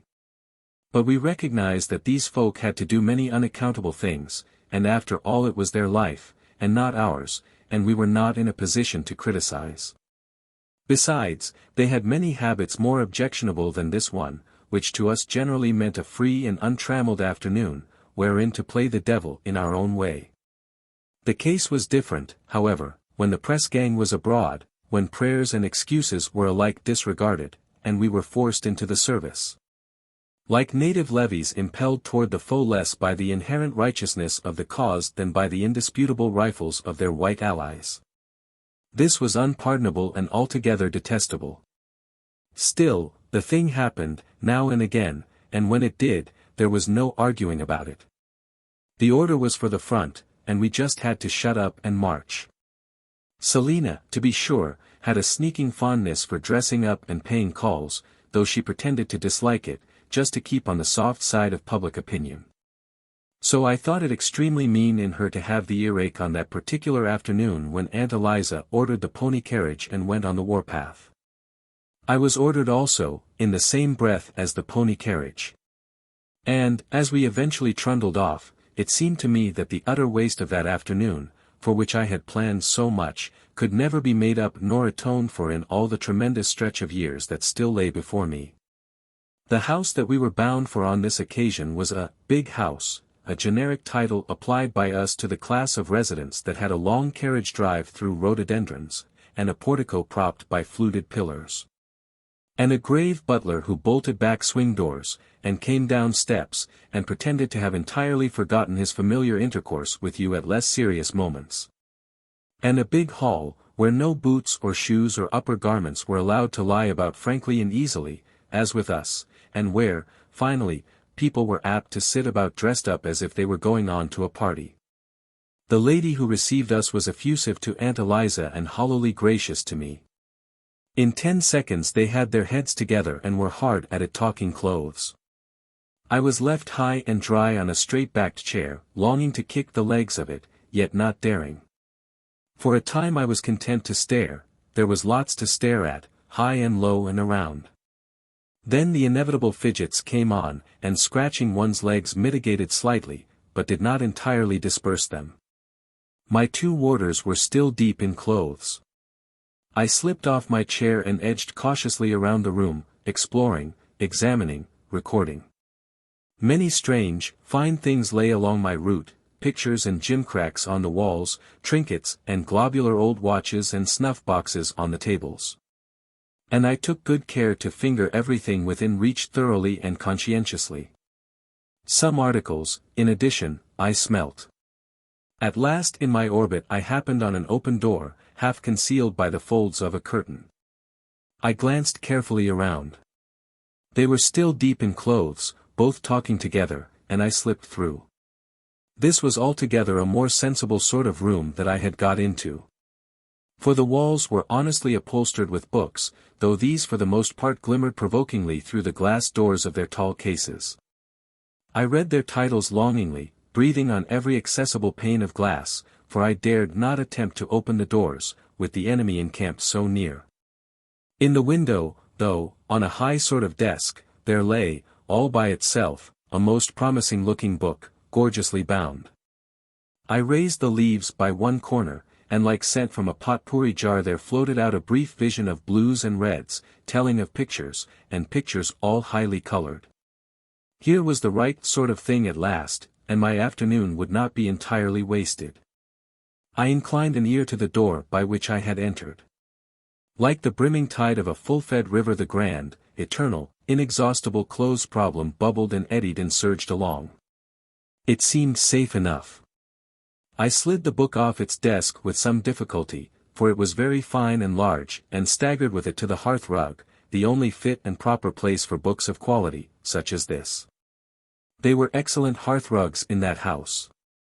Soft and wide, with the thickest of pile, and one's knees sank into them most comfortably. When I got the book open there was a difficulty at first in making the great stiff pages lie down. Most fortunately the coal scuttle was actually at my elbow, and it was easy to find a flat bit of coal to lay on the refractory page. Really, it was just as if everything had been arranged for me. This was not such a bad sort of house after all. The beginnings of the thing were gay borders, scrolls and strap work and diapered backgrounds, a maze of color, with small misshapen figures clambering cheerily up and down everywhere. But first I eagerly scanned what text there was in the middle, in order to get a hint of what it was all about. Of course I was not going to waste any time in reading. A clue, a signboard, a fingerpost was all I required. To my dismay and disgust it was all in a stupid foreign language. Really, the perversity of some people made one at times almost despair of the whole race. However, the pictures remained, pictures never lied, never shuffled nor evaded.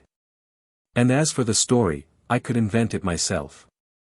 Over the page I went, shifting the bit of coal to a new position. And, as the scheme of the picture disengaged itself from out the medley of color that met my delighted eyes, first there was a warm sense of familiarity, then a dawning recognition, and then, oh then. Along with blissful certainty came the imperious need to clasp my stomach with both hands, in order to repress the shout of rapture that struggled to escape. It was my own little city. I knew it well enough, I recognized it at once, though I had never been quite so near it before. Here was the familiar gateway, to the left that strange, slender tower with its grim, square head shot far above the walls. To the right, outside the town, the hill, as of old, broke steeply down to the sea. But today everything was bigger and fresher and clearer, the walls seemed newly hewn, gay carpets were hung out over them, fair ladies and long-haired children peeped and crowded on the battlements. Better still, the portcullis was up, I could even catch a glimpse of the sunlit square within, and a dainty company was trooping through the gate on horseback, 2 and 2. Their horses, in trappings that swept the ground, were gay as themselves. And they were the gayest crew, for dress and bearing, I had ever yet beheld. It could mean nothing else but a wedding, I thought, this holiday attire, this festal and solemn entry, and, wedding or whatever it was, I meant to be there. This time I would not be balked by any grim portcullis. This time I would slip in with the rest of the crowd, find out just what my little town was like, within those exasperating walls that had so long confronted me, and, moreover, have my share of the fun that was evidently going on inside. Confident, yet breathless with expectation, I turned the page. Joy! At last I was in it, at last I was on the right side of those provoking walls, and, needless to say, I looked about me with much curiosity. A public place, clearly, though not such as I was used to. The houses at the back stood on a sort of colonnade, beneath which the people jostled and crowded. The upper stories were all painted with wonderful pictures. Above the straight line of the roofs the deep blue of a cloudless sky stretched from side to side. Lords and ladies thronged the foreground, while on a dais in the center a gallant gentleman, just alighted off his horse, stooped to the fingers of a girl as bravely dressed out as Selina's lady between the saints. And round about stood venerable personages, robed in the most variegated clothing. There were boys, too, in plenty, with tiny red caps on their thick hair. And their shirts had bunched up and worked out at the waist, just as my own did so often, after chasing anybody, and each boy of them wore an odd pair of stockings, one blue and the other red. This system of attire went straight to my heart. I had tried the same thing so often, and had met with so much discouragement, and here, at last, was my justification, painted deliberately in a grown-up book.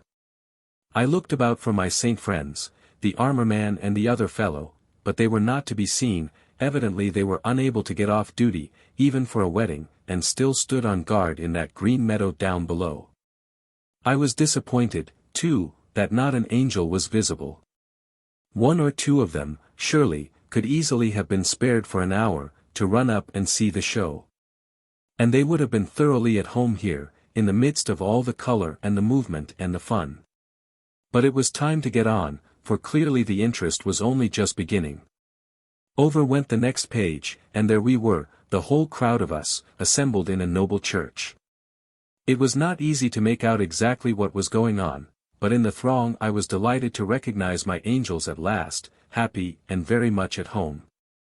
They had managed to get leave off, evidently, and must have run up the hill and scampered breathlessly through the gate, and perhaps they cried a little when they found the square empty, and thought the fun must be all over. Two of them had got hold of a great wax candle apiece, as much as they could stagger under, and were tittering sideways at each other as the grease ran bountifully over their clothes. A third had strolled in among the company, and was chatting to a young gentleman, with whom she appeared to be on the best of terms. Decidedly, this was the right breed of angel for us. None of your sick-bed or night-nursery business for them. Well, no doubt they were now being married, he and she, just as always happened. And then, of course, they were going to live happily ever after, and that was the part one wanted to get to. Storybooks were so stupid, always stopping at the point where they became really nice, but this picture story was only in its first chapters, and at last I was to have a chance of knowing how people lived happily ever after. We would all go home together, he and she, and the angels, and I, and the armor man would be invited to come and stay. And then the story would really begin, at the point where those other ones always left off. I turned the page, and found myself free of the dim and splendid church and once more in the open country. This was all right, this was just as it should be. The sky was a fleckless blue, the flags danced in the breeze, and our merry bridal party, with jest and laughter, jogged down to the waterside. I was through the town by this time, and out on the other side of the hill, where I had always wanted to be, and, sure enough, there was the harbor, all thick with curly ships. Most of them were piled high with wedding presents, bales of silk, and gold and silver plate, and comfortable-looking bags suggesting bullion, and the gayest ship of all lay close up to the carpeted landing stage. Already the bride was stepping daintily down the gangway, her ladies following primly, one by one. A few minutes more and we should all be aboard, the hawsers would splash in the water, the sails would fill and strain. From the deck I should see the little walled town recede and sink and grow dim, while every plunge of our bows brought us nearer to the happy island. It was an island we were bound for, I knew well. Already I could see the island people waving hands on the crowded quay, whence the little houses ran up the hill to the castle, crowning all with its towers and battlements.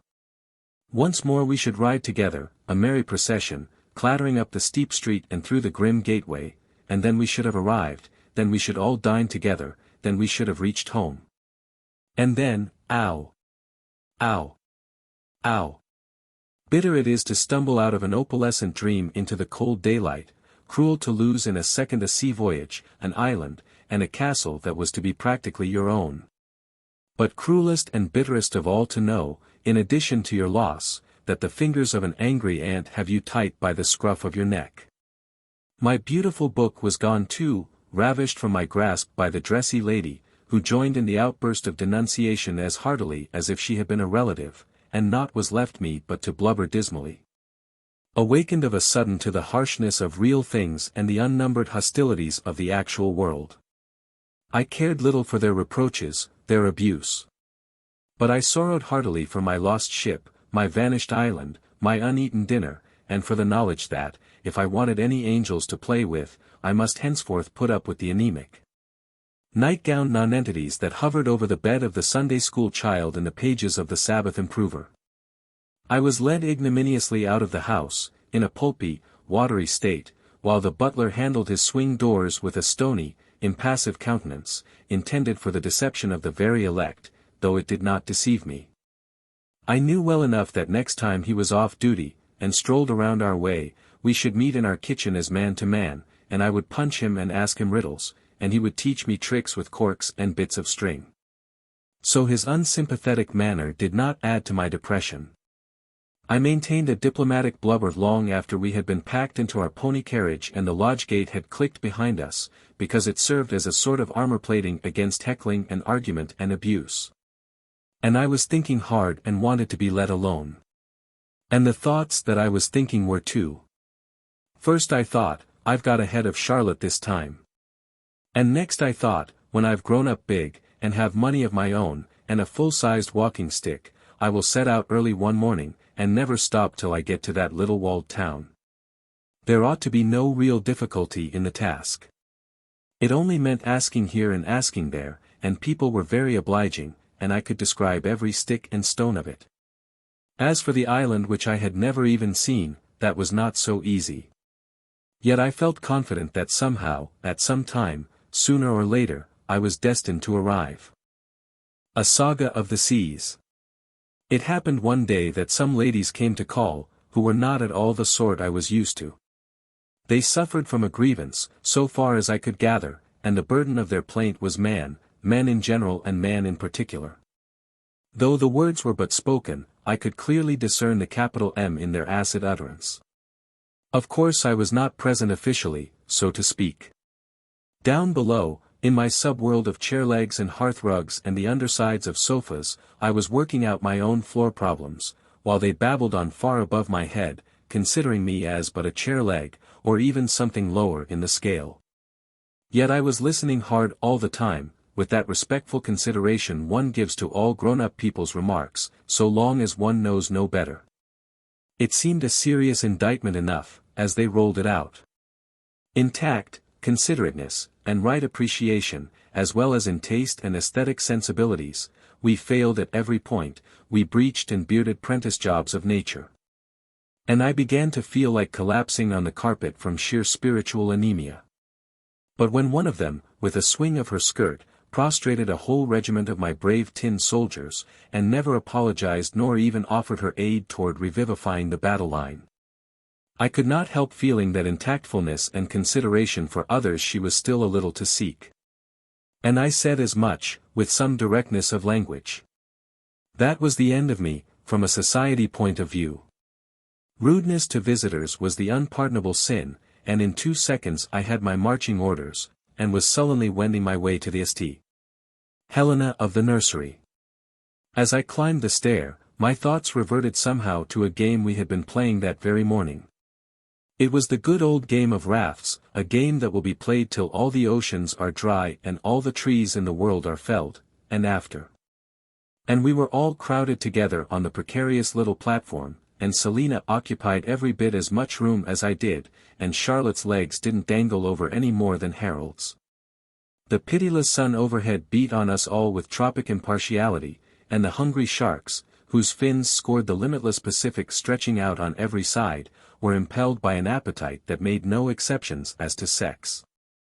When we shared the ultimate biscuit and circulated the last water keg, the girls got an absolute fourth apiece, and neither more nor less. And the only partiality shown was entirely in favor of Charlotte, who was allowed to perceive and to hail the savior sail on the horizon. And this was only because it was her turn to do so, not because she happened to be this or that. Surely, the rules of the raft were the rules of life, and in what, then, did these visitor ladies' grievance consist? Puzzled and a little sulky, I pushed open the door of the deserted nursery, where the raft that had rocked beneath so many hopes and fears still occupied the ocean floor. To the dull eye, that merely tarries upon the outsides of things, it might have appeared unromantic and even unraft-like, consisting only as it did of a round sponge bath on a bald deal towel horse placed flat on the floor. Even to myself much of the recent raft glamour seemed to have departed as I half mechanically stepped inside and curled myself up in it for a solitary voyage. Once I was in, however, the old magic and mystery returned in full flood, when I discovered that the inequalities of the towel horse caused the bath to rock, slightly, indeed, but easily and incessantly. A few minutes of this delightful motion, and one was fairly launched.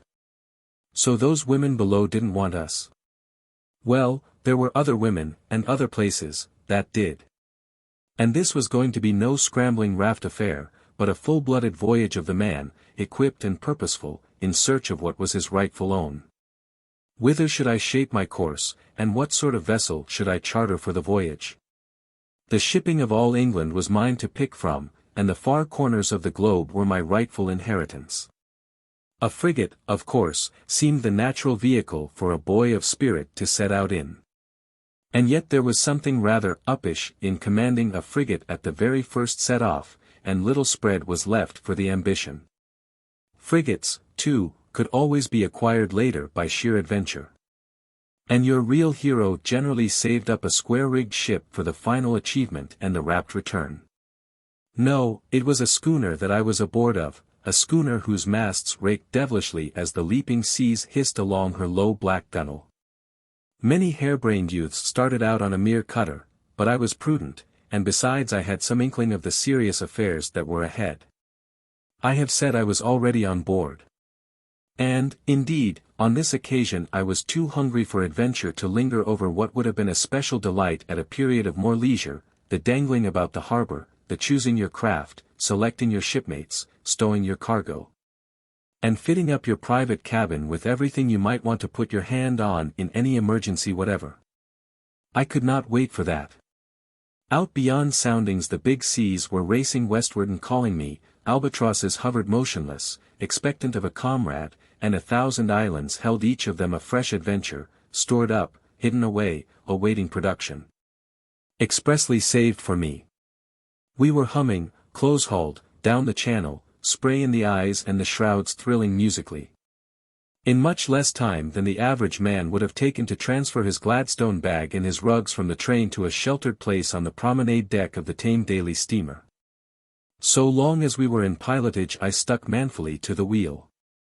The undertaking was mine, and with it all its responsibilities, and there was some tricky steering to be done as we sped by headland and bay, ere we breasted the great seas outside and the land fell away behind us. But as soon as the Atlantic had opened out I began to feel that it would be rather nice to take tea by myself in my own cabin, and it therefore became necessary to invent a comrade or two, to take their turn at the wheel. This was easy enough. A friend or two of my own age, from among the boys I knew, a friend or two from characters in the books I knew, and a friend or two from no man's land, where every fellow's a born sailor, and the crew was complete. I addressed them on the poop, divided them into watches, gave instructions I should be summoned on the first sign of pirates, whales, or Frenchmen, and retired below to a well-earned spell of relaxation. That was the right sort of cabin that I stepped into, shutting the door behind me with a click. Of course, firearms were the first thing I looked for, and there they were, sure enough, in their racks, dozens of double-barreled guns, and repeating rifles, and long pistols, and shiny plated revolvers. I rang up the steward and ordered tea, with scones, and jam in its native pots, none of your finicking shallow glass dishes. And, when properly streaked with jam, and blown out with tea, I went through the armory, clicked the rifles and revolvers, tested the edges of the cutlasses with my thumb, and filled the cartridge belts chock full. Everything was there, and of the best quality, just as if I had spent a whole fortnight knocking about Plymouth and ordering things. Clearly, if this cruise came to grief, it would not be for want of equipment. Just as I was beginning on the lockers and the drawers, the watch reported icebergs on both bows, and, what was more to the point, coveys of polar bears on the icebergs. I grasped a rifle or two, and hastened on deck. The spectacle was indeed magnificent, it generally is, with icebergs on both bows, and these were exceptionally enormous icebergs. But I hadn't come there to paint Academy pictures, so the captain's gig was in the water and manned almost ere the boatswain's whistle had ceased sounding, and we were pulling hard for the polar bears, myself and the rifles in the stern sheets. I have rarely enjoyed better shooting than I got during that afternoon's tramp over the icebergs. Perhaps I was in specially good form, perhaps the bears rose well. Anyhow, the bag was a portentous one. In later days, on reading of the growing scarcity of polar bears, my conscience has pricked me, but that afternoon I experienced no compunction. Nevertheless, when the huge pile of skins had been hoisted on board, and a stiff grog had been served out to the crew of the captain's gig, I ordered the schooner's head to be set due south. For icebergs were played out, for the moment, and it was getting to be time for something more tropical. Tropical was a mild expression of what was to come, as was shortly proved. It was about 3 bells in the next day's forenoon watch when the lookout man first sighted the pirate brigantine. I disliked the looks of her from the first, and, after piping all hands to quarters, had the brass carronade on the foredeck crammed with grape to the muzzle. This proved a wise precaution. For the flagitious pirate craft, having crept up to us under the colors of the Swiss Republic, a state with which we were just then on the best possible terms, suddenly shook out the skull and crossbones at her masthead, and let fly with round shot at close quarters, knocking into pieces several of my crew, who could ill be spared. The sight of their disconnected limbs aroused my ire to its utmost height, and I let them have the contents of the brass carronade, with ghastly effect. Next moment the hulls of the 2 ships were grinding together, the cold steel flashed from its scabbard, and the death grapple had begun. In spite of the deadly work of my grape-gorged carronade, our foes still outnumbered us, I reckoned, by 3 to 1. Honor forbade my fixing it at a lower figure. This was the minimum rate at which one dared to do business with pirates. They were stark veterans, too, every man seemed with ancient saber cuts. Whereas my crew had many of them hardly attained the maturity which is the gift of 10 long summers, and the whole thing was so sudden that I had no time to invent a reinforcement of riper years. It was not surprising, therefore, that my dauntless boarding party, axe in hand and cutlass between teeth, fought their way to the pirate's deck only to be repulsed again and yet again. And that our planks were soon slippery with our own ungrudged and inexhaustible blood.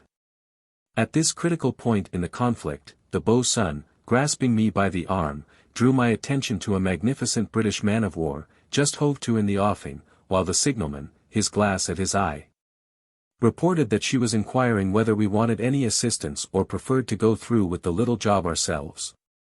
This veiled attempt to share our laurels with us, courteously as it was worded, put me on my mettle.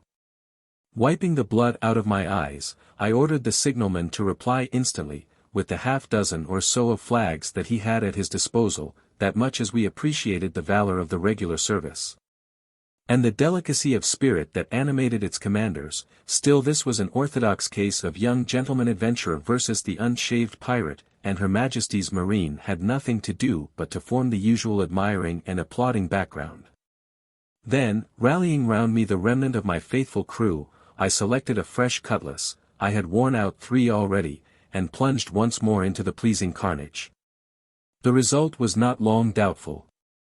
Indeed, I could not allow it to be, as I was already getting somewhat bored with the pirate business, and was wanting to get on to something more southern and sensuous.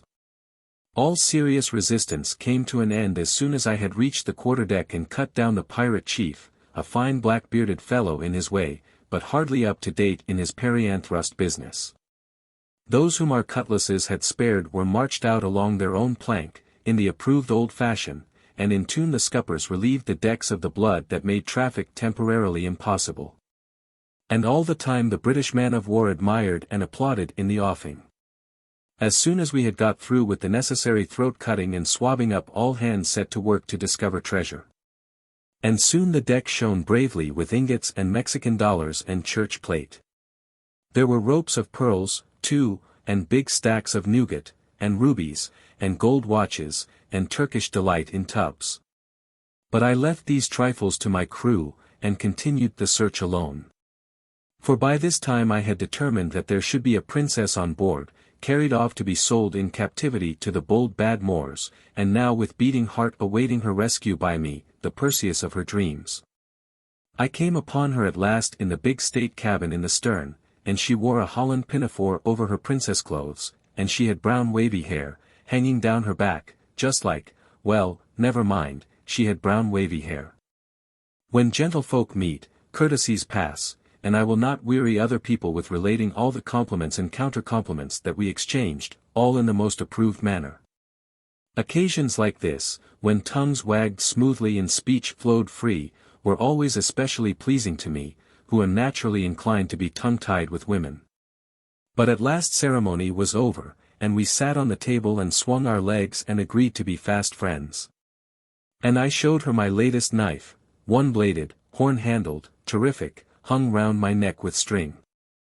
And she showed me the chiefest treasures the ship contained, hidden away in a most private and particular locker, a musical box with a glass top that let you see the works, and a railway train with real lines and a real tunnel.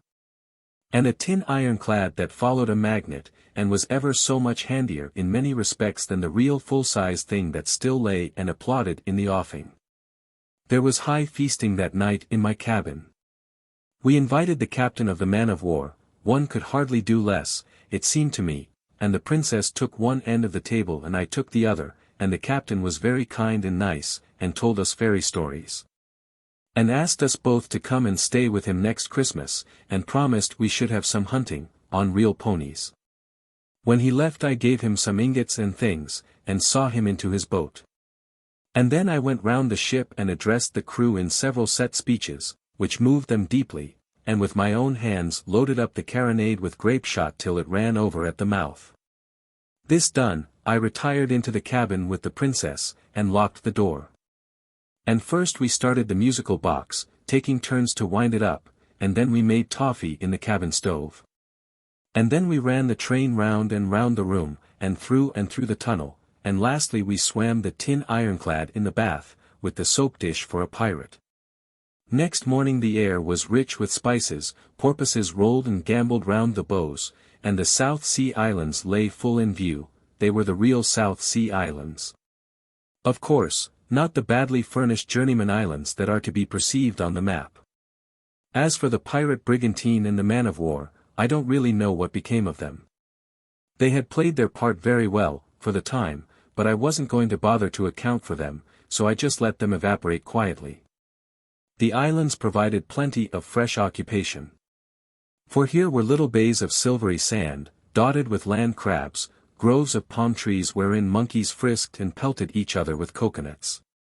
And caves, and sites for stockades, and hidden treasures significantly indicated by skulls, in riotous plenty, while birds and beasts of every color and all latitudes made pleasing noises which excited the sporting instinct.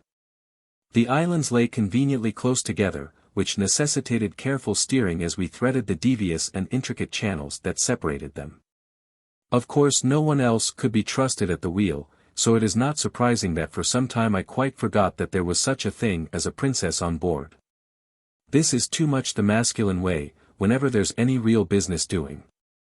However, I remembered her as soon as the anchor was dropped, and I went below and consoled her, and we had breakfast together, and she was allowed to pour out, which quite made up for everything. When breakfast was over we ordered out the captain's gig, and rode all about the islands, and paddled, and explored, and hunted bisons and beetles and butterflies, and found everything we wanted.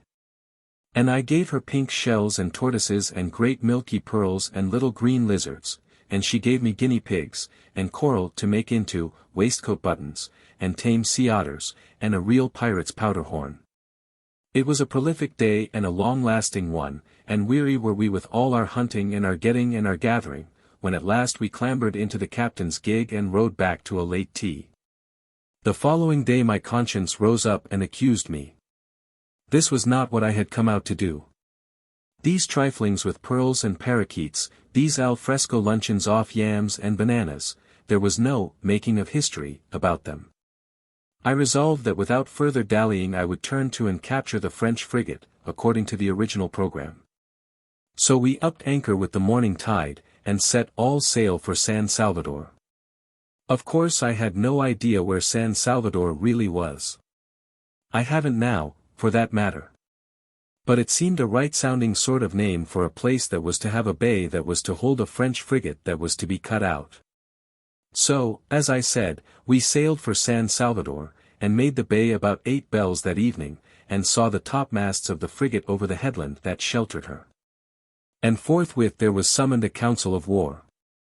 It is a very serious matter, a council of war. We had not held one hitherto, pirates and truck of that sort not calling for such solemn treatment.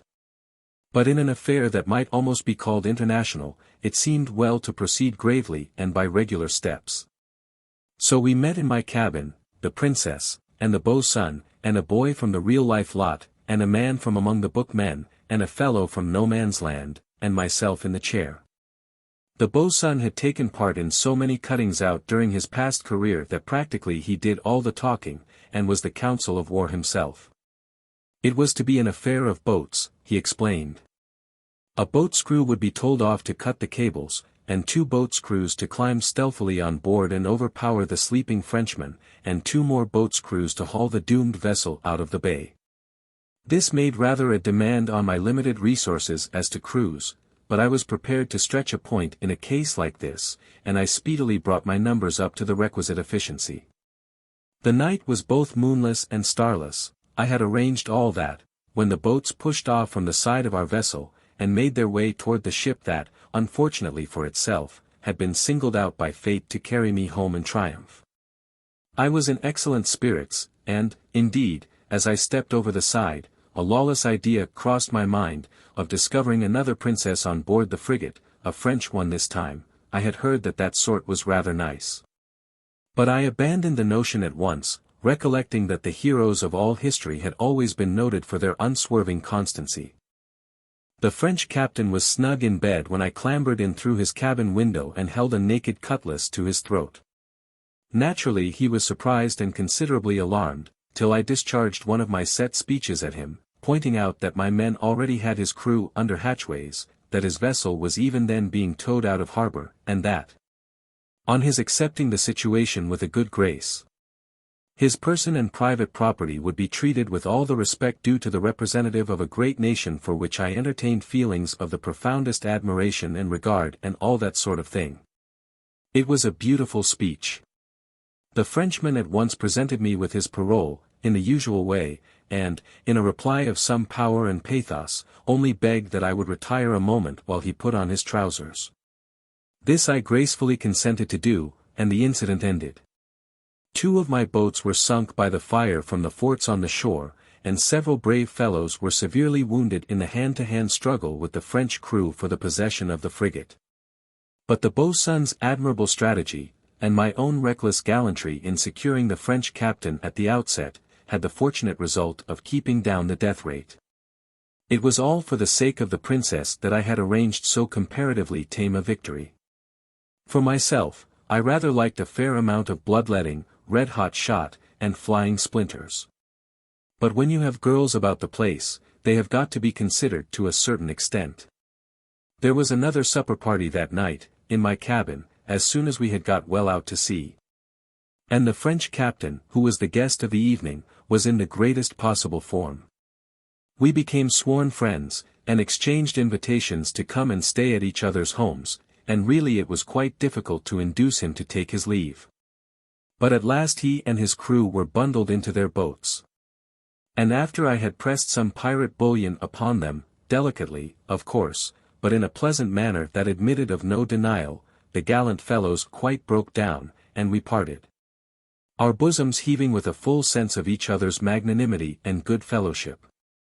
The next day, which was nearly all taken up with shifting our quarters into the new frigate, so honorably and easily acquired, was a very pleasant one, as everyone who has gone up in the world and moved into a larger house will readily understand. At last I had grim, black guns all along each side, instead of a rotten brass carronade. At last I had a square-rigged ship, with real yards, and a proper quarter-deck. In fact, now that I had soared as high as could be hoped in a single voyage, it seemed about time to go home and cut a dash and show off a bit. The worst of this ocean theater was, it held no proper audience. It was hard, of course, to relinquish all the adventures that still lay untouched in these southern seas. Whaling, for instance, had not yet been entered upon. The joys of exploration, and strange inland cities innocent of the white man, still awaited me, and the book of wrecks and rescues was not yet even opened. But I had achieved a frigate and a princess, and that was not so bad for a beginning, and more than enough to show off with before those dull unadventurous folk who continued on their mill-horse round at home. The voyage home was a record one, so far as mere speed was concerned, and all adventures were scornfully left behind, as we rattled along, for other adventurers who had still their laurels to win.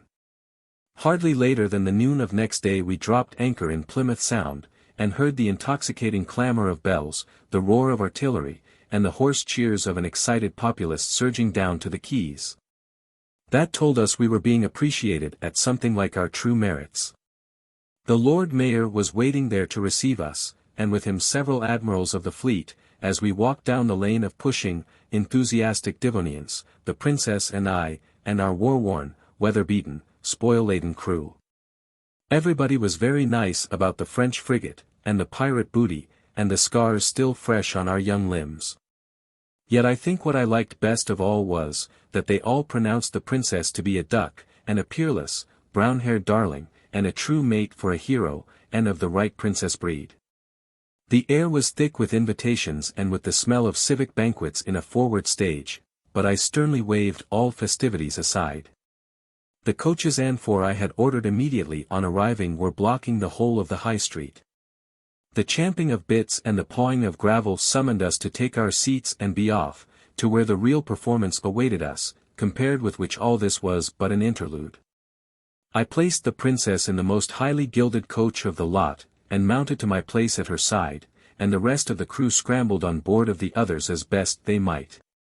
The whips cracked and the crowd scattered and cheered as we broke into a gallop for home. The noisy bells burst into a farewell peal. Yes, that was undoubtedly the usual bell for schoolroom tea. And high time too, I thought, as I tumbled out of the bath, which was beginning to feel very hard to the projecting portions of my framework. As I trotted downstairs, hungrier even than usual, farewells floated up from the front door, and I heard the departing voices of our angular elderly visitors as they made their way down the walk. Man was still catching it, apparently, man was getting it hot. And much man cared. The seas were his, and their islands, he had his frigates for the taking, his pirates and their hordes for an unregarded cutlass stroke or two. And there were princesses in plenty waiting for him somewhere, princesses of the right sort. The reluctant dragon. Footprints in the snow have been unfailing provokers of sentiment ever since snow was first a white wonder in this drab-colored world of ours. In a poetry book presented to one of us by an aunt, there was a poem by one Wordsworth in which they stood out strongly with a picture all to themselves, too, but we didn't think very highly either of the poem or the sentiment. Footprints in the sand, now, were quite another matter, and we grasped Crusoe's attitude of mind much more easily than Wordsworth's. Excitement and mystery, curiosity and suspense, these were the only sentiments that tracks, whether in sand or in snow, were able to arouse in us. We had awakened early that winter morning, puzzled at first by the added light that filled the room. Then, when the truth at last fully dawned on us and we knew that snowballing was no longer a wistful dream, but a solid certainty waiting for us outside, it was a mere brute fight for the necessary clothes. And the lacing of boots seemed a clumsy invention, and the buttoning of coats an unduly tedious form of fastening, with all that snow going to waste at our very door. When dinner time came we had to be dragged in by the scruff of our necks. The short armistice over, the combat was resumed. But presently Charlotte and I, a little weary of contests and of missiles that ran shudderingly down inside one's clothes, forsook the trampled battlefield of the lawn and went exploring the blank virgin spaces of the white world that lay beyond. It stretched away unbroken on every side of us, this mysterious soft garment under which our familiar world had so suddenly hidden itself. Faint imprints showed where a casual bird had alighted, but of other traffic there was next to no sign. which made these strange tracks all the more puzzling. We came across them first at the corner of the shrubbery, and pored over them long, our hands on our knees. Experienced trappers that we knew ourselves to be, it was annoying to be brought up suddenly by a beast we could not at once identify. "Don't you know?" said Charlotte, rather scornfully. "Thought you knew all the beasts that ever was." This put me on my mettle, and I hastily rattled off a string of animal names embracing both the Arctic and the tropic zones, but without much real confidence. "No," said Charlotte, on consideration, "they won't any of 'em quite do. Seems like something lizardy." "Did you say a iguanodon?" "Might be that, perhaps. But that's not British, and we want a real British beast." "I think it's a dragon." "T isn't half big enough," I objected. "Well, all dragons must be small to begin with," said Charlotte, "like everything else. Perhaps this is a little dragon who's got lost. A little dragon would be rather nice to have. He might scratch and spit, but he couldn't do anything really. Let's track him down." So we set off into the wide snow-clad world, hand in hand, our hearts big with expectation, complacently confident that by a few smudgy traces in the snow we were in a fair way to capture a half-grown specimen of a fabulous beast.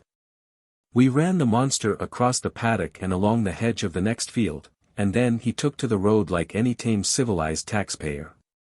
Here his tracks became blended with and lost among more ordinary footprints, but imagination and a fixed idea will do a great deal, and we were sure we knew the direction a dragon would naturally take.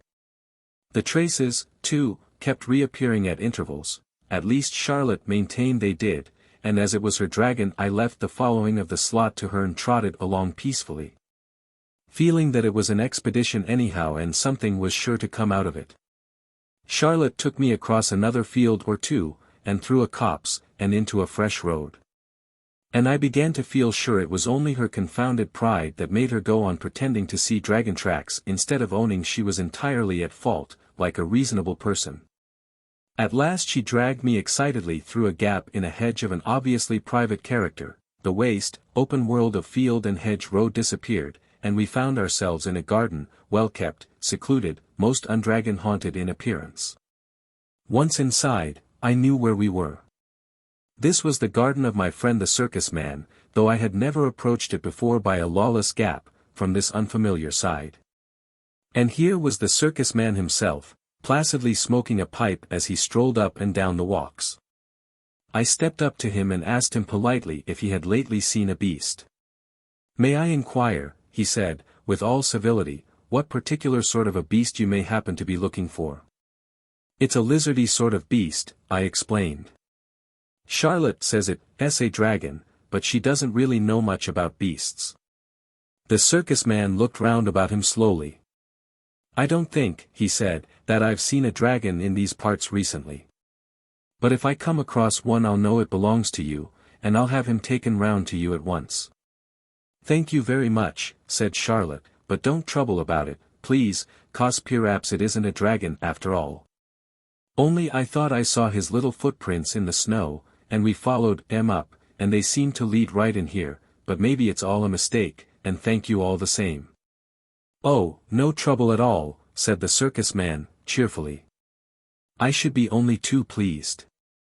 But of course, as you say, it may be a mistake. And it's getting dark, and he seems to have got away for the present, whatever he is. You'd better come in and have some tea. I'm quite alone, and we'll make a roaring fire, and I've got the biggest book of beasts you ever saw. It's got every beast in the world, and all of 'em colored, and we'll try and find your beast in it." We were always ready for tea at any time, and especially when combined with beasts. There was marmalade, too, and apricot jam, brought in expressly for us. And afterwards the beast book was spread out, and, as the man had truly said, it contained every sort of beast that had ever been in the world. The striking of 6 o'clock set the more prudent Charlotte nudging me, and we recalled ourselves with an effort from Beastland, and reluctantly stood up to go. "Here, I'm coming along with you," said the circus man. "I want another pipe, and a walk'll do me good. You needn't talk to me unless you like." Our spirits rose to their wonted level again. The way had seemed so long, the outside world so dark and eerie, after the bright warm room and the highly colored beast book. But a walk with a real man, why, that was a treat in itself. We set off briskly, the man in the middle. I looked up at him and wondered whether I should ever live to smoke a big pipe with that careless sort of majesty. But Charlotte, whose young mind was not set on tobacco as a possible goal, made herself heard from the other side. "Now, then," she said, "tell us a story, please, won't you?" The man sighed heavily and looked about him. "I knew it," he groaned. "I knew I should have to tell a story. Oh, why did I leave my pleasant fireside? Well, I will tell you a story. Only let me think a minute." So he thought a minute, and then he told us this story. Long ago, might have been hundreds of years ago, in a cottage halfway between this village and yonder shoulder with his wife and their little son. Now the shepherd spent his days, and at certain times of the year his nights too, up on the wide ocean bosom of the downs, with only the sun and the stars and the sheep for company. And the friendly chattering world of men and women far out of sight and hearing. But his little son, when he wasn't helping his father, and often when he was as well, spent much of his time buried in big volumes that he borrowed from the affable gentry and interested parsons of the country round about. And his parents were very fond of him, and rather proud of him too, though they didn't let on in his hearing, so he was left to go his own way and read as much as he liked. And instead of frequently getting a cuff on the side of the head, as might very well have happened to him, he was treated more or less as an equal by his parents, who sensibly thought it a very fair division of labor that they should supply the practical knowledge, and he the book-learning. They knew that book-learning often came in useful at a pinch, in spite of what their neighbors said. What the boy chiefly dabbled in was natural history and fairy tales, and he just took them as they came, in a sandwichy sort of way, without making any distinctions, and really his course of reading strikes one as rather sensible. One evening the shepherd, who for some nights past had been disturbed and preoccupied, and off his usual mental balance, came home all of a tremble, and, sitting down at the table where his wife and son were peacefully employed, she with her seam, he in following out the adventures of the giant with no heart in his body, exclaimed with much agitation. "It's all up with me, Maria. Never no more can I go up on them there downs, was it ever so?" "Now don't you take on like that," said his wife, who was a very sensible woman, "but tell us all about it first, whatever it is as has given you this shake-up, and then me and you and the son here, between us. We ought to be able to get to the bottom of it." "It began some nights ago," said the shepherd. "You know that cave up there, I never liked it, somehow, and the sheep never liked it neither, and when sheep don't like a thing there's generally some reason for it. Well, for some time past there's been faint noises coming from that cave, noises like heavy sighings, with grunts mixed up in them. And sometimes a snoring, far away down, real snoring, yet somehow not honest snoring, like you and me o' nights, you know." "I know," remarked the boy, quietly. "Of course I was terrible frightened," the shepherd went on. "Yet somehow I couldn't keep away. So this very evening, before I come down, I took a cast round by the cave, quietly. And there, oh Lord! There I saw him at last, as plain as I see you." "Saw who?"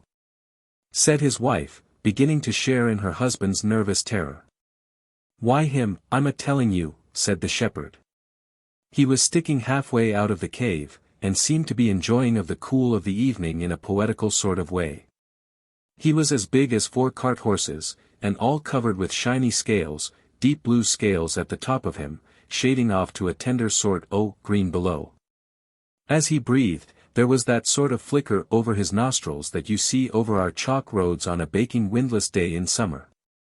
He had his chin on his paws, and I should say he was meditating about things.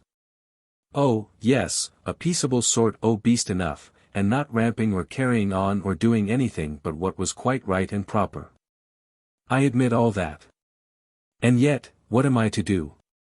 Scales, you know, and claws, and a tail for certain, though I didn't see that end of him, I ain't used to and I don't hold with and that's a fact.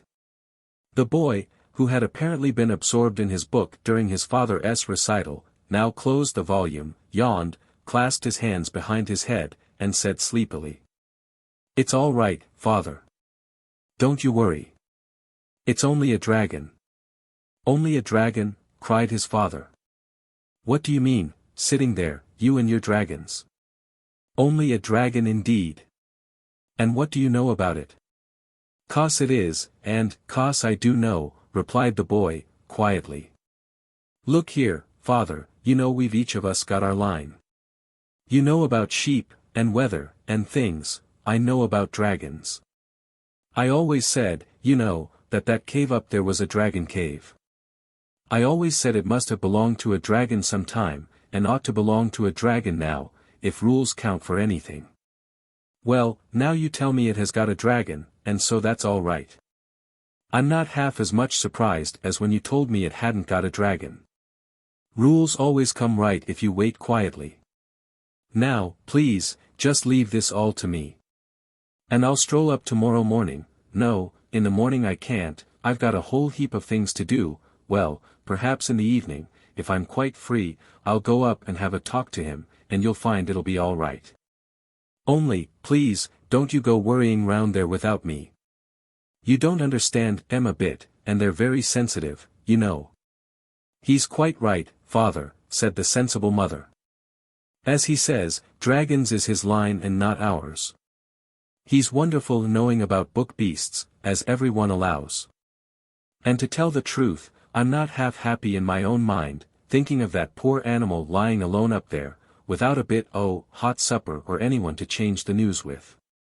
And maybe we'll be able to do something for him, and if he ain't quite respectable our boy'll find it out quick enough. He's got a pleasant sort way with him that makes everybody tell him everything." Next day, after he'd had his tea, the boy strolled up the chalky track that led to the summit of the downs, and there, sure enough, he found the dragon, stretched lazily on the sward in front of his cave. The view from that point was a magnificent one. To the right and left, the bare and billowy leagues of downs. In front, the vale, with its clustered homesteads, its threads of white roads running through orchards and well-tilled acreage, and, far away, a hint of grey old cities on the horizon. A cool breeze played over the surface of the grass and the silver shoulder of a large moon was showing above distant junipers. No wonder the dragon seemed in a peaceful and contented mood. Indeed, as the boy approached he could hear the beast purring with a happy regularity. "Well, we live and learn," he said to himself. "None of my books ever told me that dragons purred." "Hullo, dragon," said the boy, quietly, when he had got up to him. The dragon, on hearing the approaching footsteps, made the beginning of a courteous effort to rise. But when he saw it was a boy, he set his eyebrows severely. "Now don't you hit me," he said. "Or bung stones, or squirt water, or anything. I won't have it, I tell you." "Not goin' to hit you," said the boy wearily, dropping on the grass beside the beast, "and don't, for goodness sake, keep on saying, don't. I hear so much of it, and it's monotonous, and makes me tired.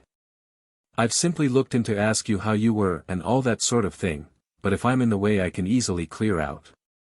I've lots of friends, and no one can say I'm in the habit of shoving myself in where I'm not wanted."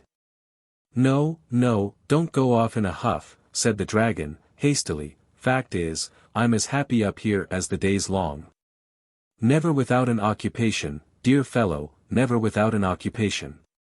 And yet, between ourselves, it is a trifle dull at times." The boy bit off a stalk of grass and chewed it.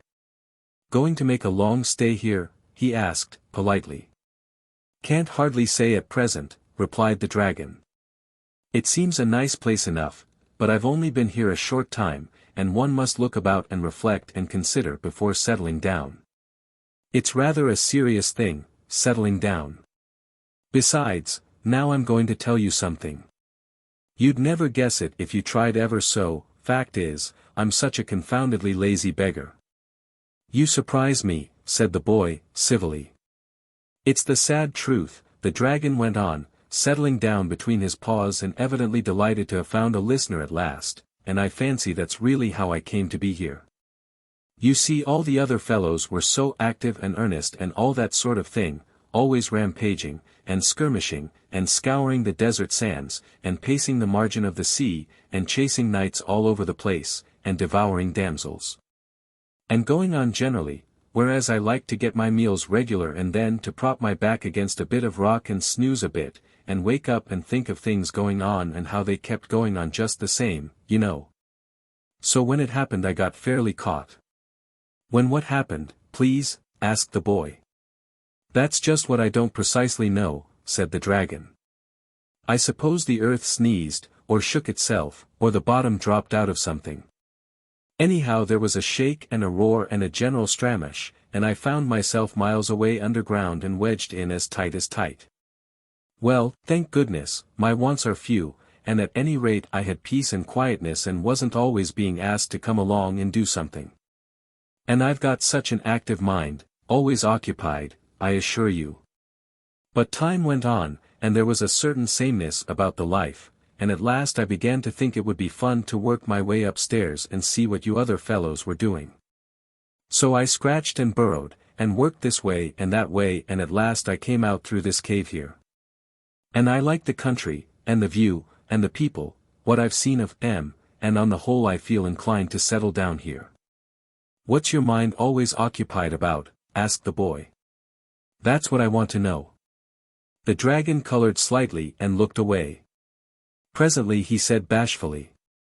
Did you ever, just for fun, try to make up poetry, verses, you know? Course I have, said the boy. Heaps of it. And some of it's quite good, I feel sure, only there's no one here cares about it. Mother's very kind and all that, when I read it to her, and so's father for that matter. But somehow they don't seem to. Exactly, cried the dragon, my own case exactly. They don't seem to, and you can't argue with M about it. Now you've got culture, you have, I could tell it on you at once, and I should just like your candid opinion about some little things I threw off lightly, when I was down there. I'm awfully pleased to have met you, and I'm hoping the other neighbors will be equally agreeable. There was a very nice old gentleman up here only last night, but he didn't seem to want to intrude. That was my father, said the boy, and he is a nice old gentleman, and I'll introduce you some day if you like. Can't you two come up here and dine or something tomorrow? Asked the dragon eagerly. Only, of course, if ye got nothing better to do, he added politely. Thanks awfully, said the boy, but we don't go out anywhere without my mother, and, to tell you the truth, I'm afraid she mightn't quite approve of you. You see, there's no getting over the hard fact that you're a dragon, is there? And when you talk of settling down, and the neighbors, and so on, I can't help feeling that you don't quite realize your position. You an enemy of the human race, you see. Haven't got an enemy in the world, said the dragon, cheerfully. Too lazy to make M, to begin with. And if I do read other fellows my poetry, I'm always ready to listen to theirs. Oh, dear! Cried the boy, I wish you'd try and grasp the situation properly. When the other people find you out, they'll come after you with spears and swords and all sorts of things. You'll have to be exterminated, according to their way of looking at it. You a scourge, and a pest, and a baneful monster. Not a word of truth in it, said the dragon, wagging his head solemnly. Character'll bear the strictest investigation. And now, there's a little sonnet thing I was working on when you appeared on the scene. Oh, if you won't be sensible, cried the boy, getting up, I'm going off home. No, I can't stop for sonnets, my mother's sitting up. Look you up tomorrow, sometime or other, and do for goodness sake try and realize that you're a pestilential scourge, or you'll find yourself in a most awful fix. Good night. The boy found it an easy matter to set the mind of his parents at ease about his new friend. They had always left that branch to him, and they took his word without a murmur. The shepherd was formally introduced and many compliments and kind inquiries were exchanged. His wife, however, though expressing her willingness to do anything she could, to mend things, or set the cave to rights, or cook a little something when the dragon had been poring over sonnets and forgotten his meals, as male things will do. Could not be brought to recognize him formally. The fact that he was a dragon and they didn't know who he was seemed to count for everything with her. She made no objection, however, to her little son spending his evenings with the dragon quietly, so long as he was home by 9 o'clock, and many a pleasant night they had, sitting on the swan, while the dragon told stories of old times. When dragons were quite plentiful and the world was a livelier place than it is now, and life was full of thrills and jumps and surprises. What the boy had feared, however, soon came to pass. The most modest and retiring dragon in the world, if he's as big as 4 cart horses and covered with blue scales, cannot keep altogether out of the public view. And so in the village tavern of nights the fact that a real live dragon sat brooding in the cave on the downs was naturally a subject for talk. Though the villagers were extremely frightened, they were rather proud as well. It was a distinction to have a dragon of your own, and it was felt to be a feather in the cap of the village. Still, all were agreed that this sort of thing couldn't be allowed to go on. The dreadful beast must be exterminated, the countryside must be freed from this pest, this terror, this destroying scourge. The fact that not even a hen roost was the worse for the dragon's arrival wasn't allowed to have anything to do with it. He was a dragon, and he couldn't deny it, and if he didn't choose to behave as such that was his own lookout. But in spite of much valiant talk no hero was found willing to take sword and spear and free the suffering village and win deathless fame. And each night's heated discussion always ended in nothing. Meanwhile the dragon, a happy bohemian, lolled on the turf, enjoyed the sunsets, told antediluvian anecdotes to the boy, and polished his old verses while meditating on fresh ones. One day the boy, on walking into the village, found everything wearing a festal appearance which was not to be accounted for in the calendar. Carpets and gay-colored stuffs were hung out of the windows, the church bells clamored noisily, the little street was flower-strewn, and the whole population jostled each other along either side of it, chattering, shoving, and ordering each other to stand back. The boy saw a friend of his own age in the crowd and hailed. "What's up?" he cried. "Is it the players, or bears, or a circus, or what?" "It's all right," his friend hailed back. "He's a-coming." "Who's a-coming?" demanded the boy, thrusting into the throng. "Why, St. George, of course," replied his friend. "He's heard tell of our dragon, and he's come, on purpose to slay the deadly beast, and free us from his horrid yoke." "Oh my! Won't there be a jolly fight?" Here was news indeed. The boy felt that he ought to make quite sure for himself, and he wriggled himself in between the legs of his good-natured elders, abusing them all the time for their unmannerly habit of shoving. Once in the front rank, he breathlessly awaited the arrival. Presently from the faraway end of the line came the sound of cheering. Next, the measured tramp of a great warhorse made his heart beat quicker, and then he found himself cheering with the rest, as, amidst welcoming shouts, shrill cries of women, uplifting of babies and waving of handkerchiefs, St. George paced slowly up the street. The boy's heart stood still and he breathed with sobs, the beauty and the grace of the hero were so far beyond anything he had yet seen. His fluted armor was inlaid with gold, his plumed helmet hung at his saddle-bow, and his thick fair hair framed a face gracious and gentle beyond expression till you caught the sternness in his eyes. He drew rein in front of the little inn, and the villagers crowded round with greetings and thanks and voluble statements of their wrongs and grievances and oppressions. The boy heard the grave gentle voice of the saint, assuring them that all would be well now, and that he would stand by them and see them righted and free them from their foe. Then he dismounted and passed through the doorway and the crowd poured in after him. But the boy made off up the hill as fast as he could lay his legs to the ground. "It's all up, dragon," he shouted as soon as he was within sight of the beast. "He's coming. He's here now. You'll have to pull yourself together and do something at last." The dragon was licking his scales and rubbing them with a bit of house flannel the boy's mother had lent him, till he shone like a great turquoise. "Don't be violent, boy," he said without looking round. Sit down and get your breath, and try and remember that the noun governs the verb, and then perhaps you'll be good enough to tell me who's coming. That's right, take it coolly, said the boy. Hope you'll be half as cool when I've got through with my news. It's only St. George who's coming, that's all. He rode into the village half an hour ago. Of course you can lick him, a great big fellow like you. But I thought I'd warn you, 'cause he's sure to be round early, and he's got the longest, wickedest looking spear you ever did see. And the boy got up and began to jump round in sheer delight at the prospect of the battle. Oh dearie, dearie me, moaned the dragon, this is too awful. I won't see him, and that's flat. I don't want to know the fellow at all. I'm sure he's not nice. You must tell him to go away at once, please. Say he can write if he likes, but I can't give him an interview.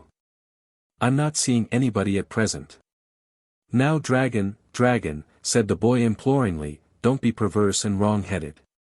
You've got to fight him some time or other, you know, 'cause he's St. George and you're the dragon. Better get it over, and then we can go on with the sonnets. And you ought to consider other people a little, too. If it's been dull up here for you, think how dull it's been for me. My dear little man, said the dragon solemnly, just understand, once for all, that I can't fight and I won't fight. I've never fought in my life, and I'm not going to begin now, just to give you a Roman holiday. In old days I always let the other fellows, the earnest fellows, do all the fighting, and no doubt that's why I have the pleasure of being here now. But if you don't fight he'll cut your head off, gasped the boy, miserable at the prospect of losing both his fight and his friend. Oh, I think not, said the dragon in his lazy way. You'll be able to arrange something. I've every confidence in you, you're such a manager. Just run down, there's a dear chap, and make it all right. I leave it entirely to you. The boy made his way back to the village in a state of great despondency. First of all, there wasn't going to be any fight. Next, his dear and honored friend the dragon hadn't shown up in quite such a heroic light as he would have liked. And lastly, whether the dragon was a hero at heart or not, it made no difference, for St. George would most undoubtedly cut his head off. Arrange things indeed, he said bitterly to himself. The dragon treats the whole affair as if it was an invitation to tea and croquet. The villagers were straggling homewards as he passed up the street, all of them in the highest spirits, and gleefully discussing the splendid fight that was in store. The boy pursued his way to the inn, and passed into the principal chamber, where St. George now sat alone, musing over the chances of the fight, and the sad stories of rapine and of wrong that had so lately been poured into his sympathetic ear. May I come in, St. George, said the boy politely, as he paused at the door. I want to talk to you about this little matter of the dragon, if you're not tired of it by this time. Yes, come in, boy, said the saint kindly. Another tale of misery and wrong, I fear me. Is it a kind parent, then, of whom the tyrant has bereft you? Or some tender sister or brother? Well, it shall soon be avenged. Nothing of the sort, said the boy. There's a misunderstanding somewhere, and I want to put it right. The fact is, this is a good dragon. Exactly, said St. George, smiling pleasantly, I quite understand. A good dragon. Believe me, I do not in the least regret that he is an adversary worthy of my steel, and no feeble specimen of his noxious tribe. But he's not a noxious tribe, cried the boy distressedly. Oh dear, how stupid men are when they get an idea into their heads. I tell you he's a good dragon, and a friend of mine, and tells me the most beautiful stories you ever heard, all about old times and when he was little. And he's been so kind to mother, and mother do anything for him. And father likes him too, though father doesn't hold with art and poetry much, and always falls asleep when the dragon starts talking about style. But the fact is, nobody can help liking him when once they know him. He's so engaging and so trustful, and as simple as a child. Sit down, and draw your chair up, said St. George. I like a fellow who sticks up for his friends, and I'm sure the dragon has his good points, if he's got a friend like you. But that's not the question. All this evening I've been listening, with grief and anguish unspeakable, to tales of murder, theft, and wrong, rather too highly colored, perhaps, not always quite convincing, but forming in the main a most serious role of crime. History teaches us that the greatest rascals often possess all the domestic virtues, and I fear that your cultivated friend, in spite of the qualities which have won, and rightly, your regard, has got to be speedily exterminated. "Oh, you've been taking in all the yarns those fellows have been telling you," said the boy impatiently. "Why, our villagers are the biggest storytellers in all the country round. It's a known fact. You're a stranger in these parts, or else you'd have heard it already. All they want is a fight. They're the most awful beggars for getting up fights, it's meat and drink to them. Dogs, bulls, dragons, anything so long as it's a fight. Why, they've got a poor innocent badger in the stable behind here, at this moment. They were going to have some fun with him today, but they're saving him up now till your little affair's over. And I've no doubt they've been telling you what a hero you were, and how you were bound to win, in the cause of right and justice, and so on. But let me tell you, I came down the street just now, and they were betting 6-4 on the dragon freely." 6-4 on the dragon, murmured St. George sadly, resting his cheek on his hand. "This is an evil world, and sometimes I begin to think that all the wickedness in it is not entirely bottled up inside the dragons.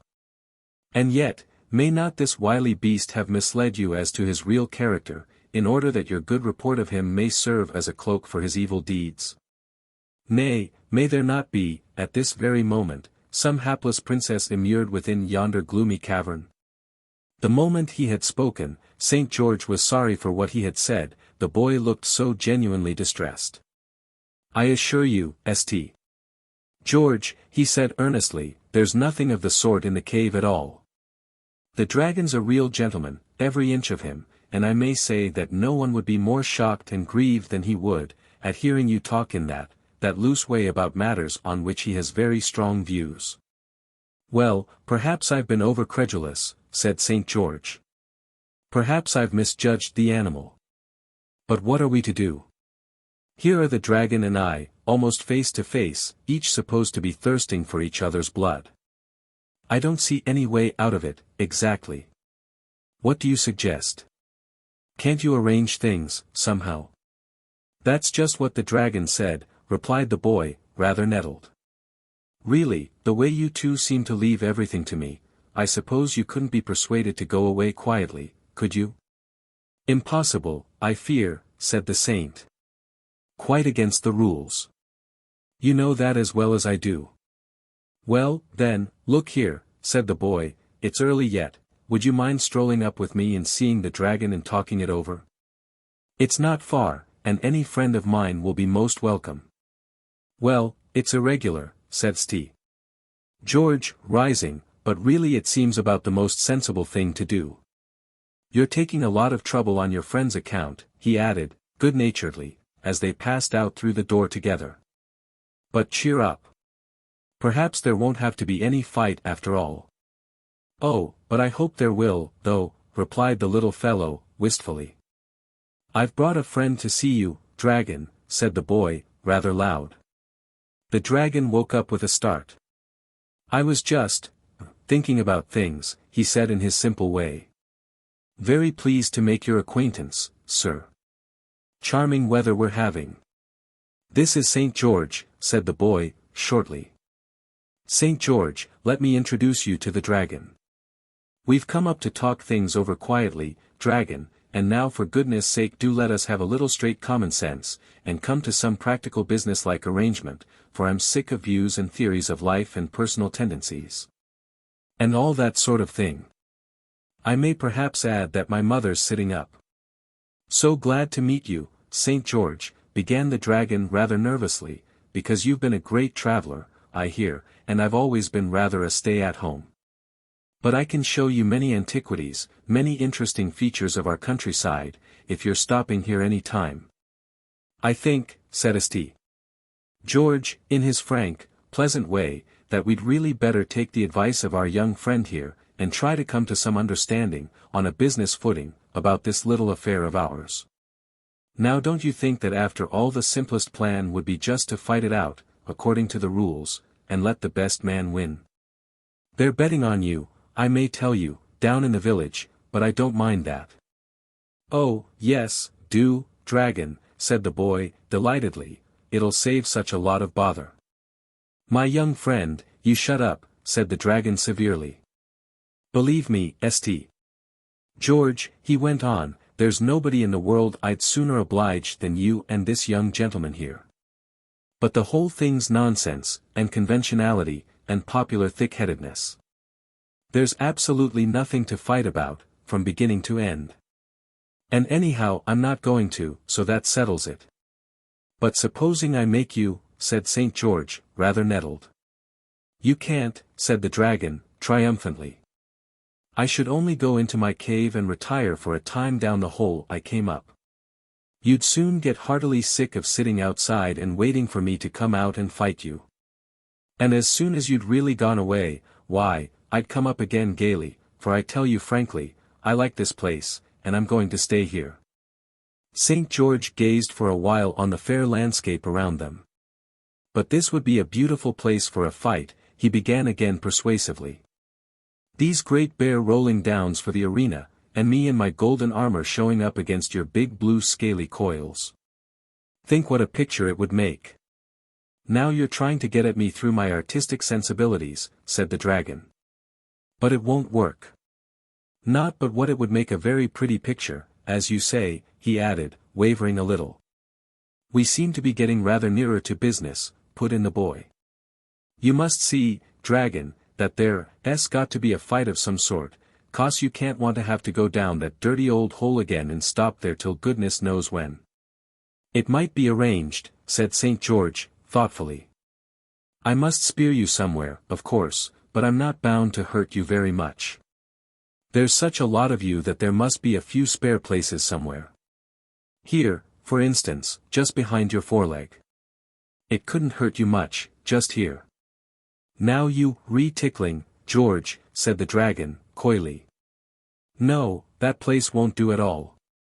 Even if it didn't hurt, and I'm sure it would, awfully, it would make me laugh, and that would spoil everything.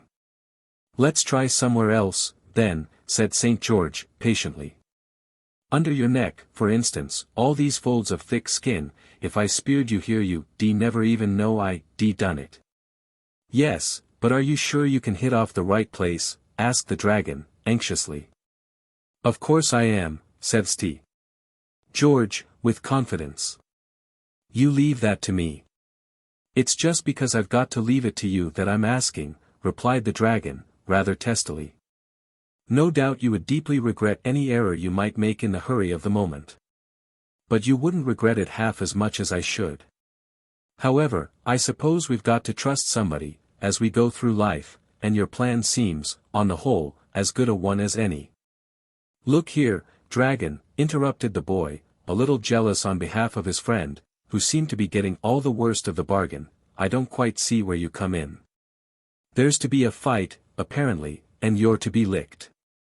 And what I want to know is, what are you going to get out of it?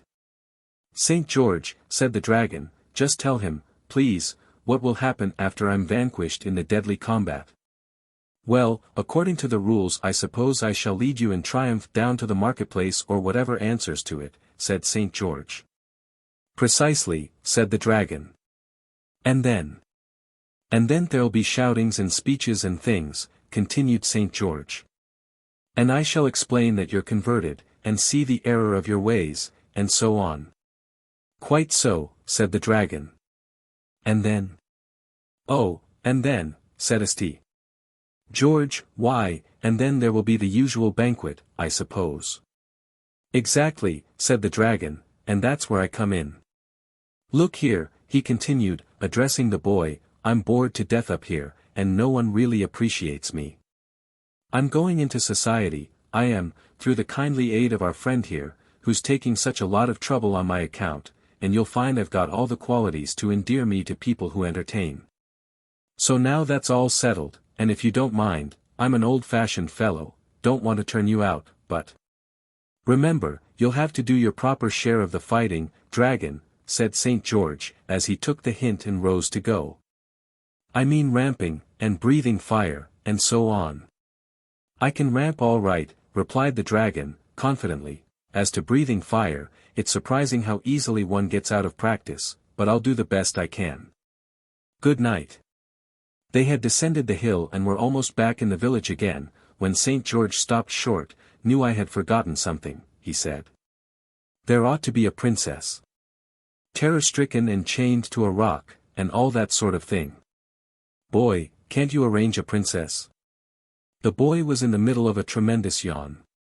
I'm tired to death, he wailed, and I can't arrange a princess, or anything more, at this time of night. And my mother's sitting up, and do stop asking me to arrange more things till tomorrow. Next morning the people began streaming up to the downs at quite an early hour, in their Sunday clothes and carrying baskets with bottlenecks sticking out of them, every one intent on securing good places for the combat. This was not exactly a simple matter, for of course it was quite possible that the dragon might win. And in that case even those who had put their money on him felt they could hardly expect him to deal with his backers on a different footing to the rest. Places were chosen, therefore, with circumspection and with a view to a speedy retreat in case of emergency. And the front rank was mostly composed of boys who had escaped from parental control and now sprawled and rolled about on the grass, regardless of the shrill threats and warnings discharged at them by their anxious mothers behind. The boy had secured a good front place, well up towards the cave, and was feeling as anxious as a stage manager on a first night. Could the dragon be depended upon? He might change his mind and vote the whole performance rot. Or else, seeing that the affair had been so hastily planned, without even a rehearsal, he might be too nervous to show up. The boy looked narrowly at the cave, but it showed no sign of life or occupation. Could the dragon have made a moonlight flitting? The higher portions of the ground were now black with sightseers, and presently a sound of cheering and a waving of handkerchiefs told that something was visible to them which the boy, far up towards the dragon end of the line as he was, could not yet see. A minute more and St. George's red plumes topped the hill, as the saint rode slowly forth on the great level space which stretched up to the grim mouth of the cave. Very gallant and beautiful he looked, on his tall warhorse, his golden armor glancing in the sun, his great spear held erect, the little white pennon, crimson-crossed, fluttering at its point. He drew rein and remained motionless. The lines of spectators began to give back a little, nervously, and even the boys in front stopped pulling hair and cuffing each other, and leaned forward expectant. Now then, dragon, muttered the boy impatiently, fidgeting where he sat. He need not have distressed himself, had he only known. The dramatic possibilities of the thing had tickled the dragon immensely, and he had been up from an early hour, preparing for his first public appearance with as much heartiness as if the years had run backwards. And he had been again a little dragonlet, playing with his sisters on the floor of their mother's cave, at the game of saints and dragons, in which the dragon was bound to win. A low muttering, mingled with snorts, now made itself heard, rising to a bellowing roar that seemed to fill the plain. Then a cloud of smoke obscured the mouth of the cave, and out of the midst of it the dragon himself, shining, sea-blue, magnificent, pranced splendidly forth, and everybody said, "Boo-oh-oh-oh-oh," as if he had been a mighty rocket.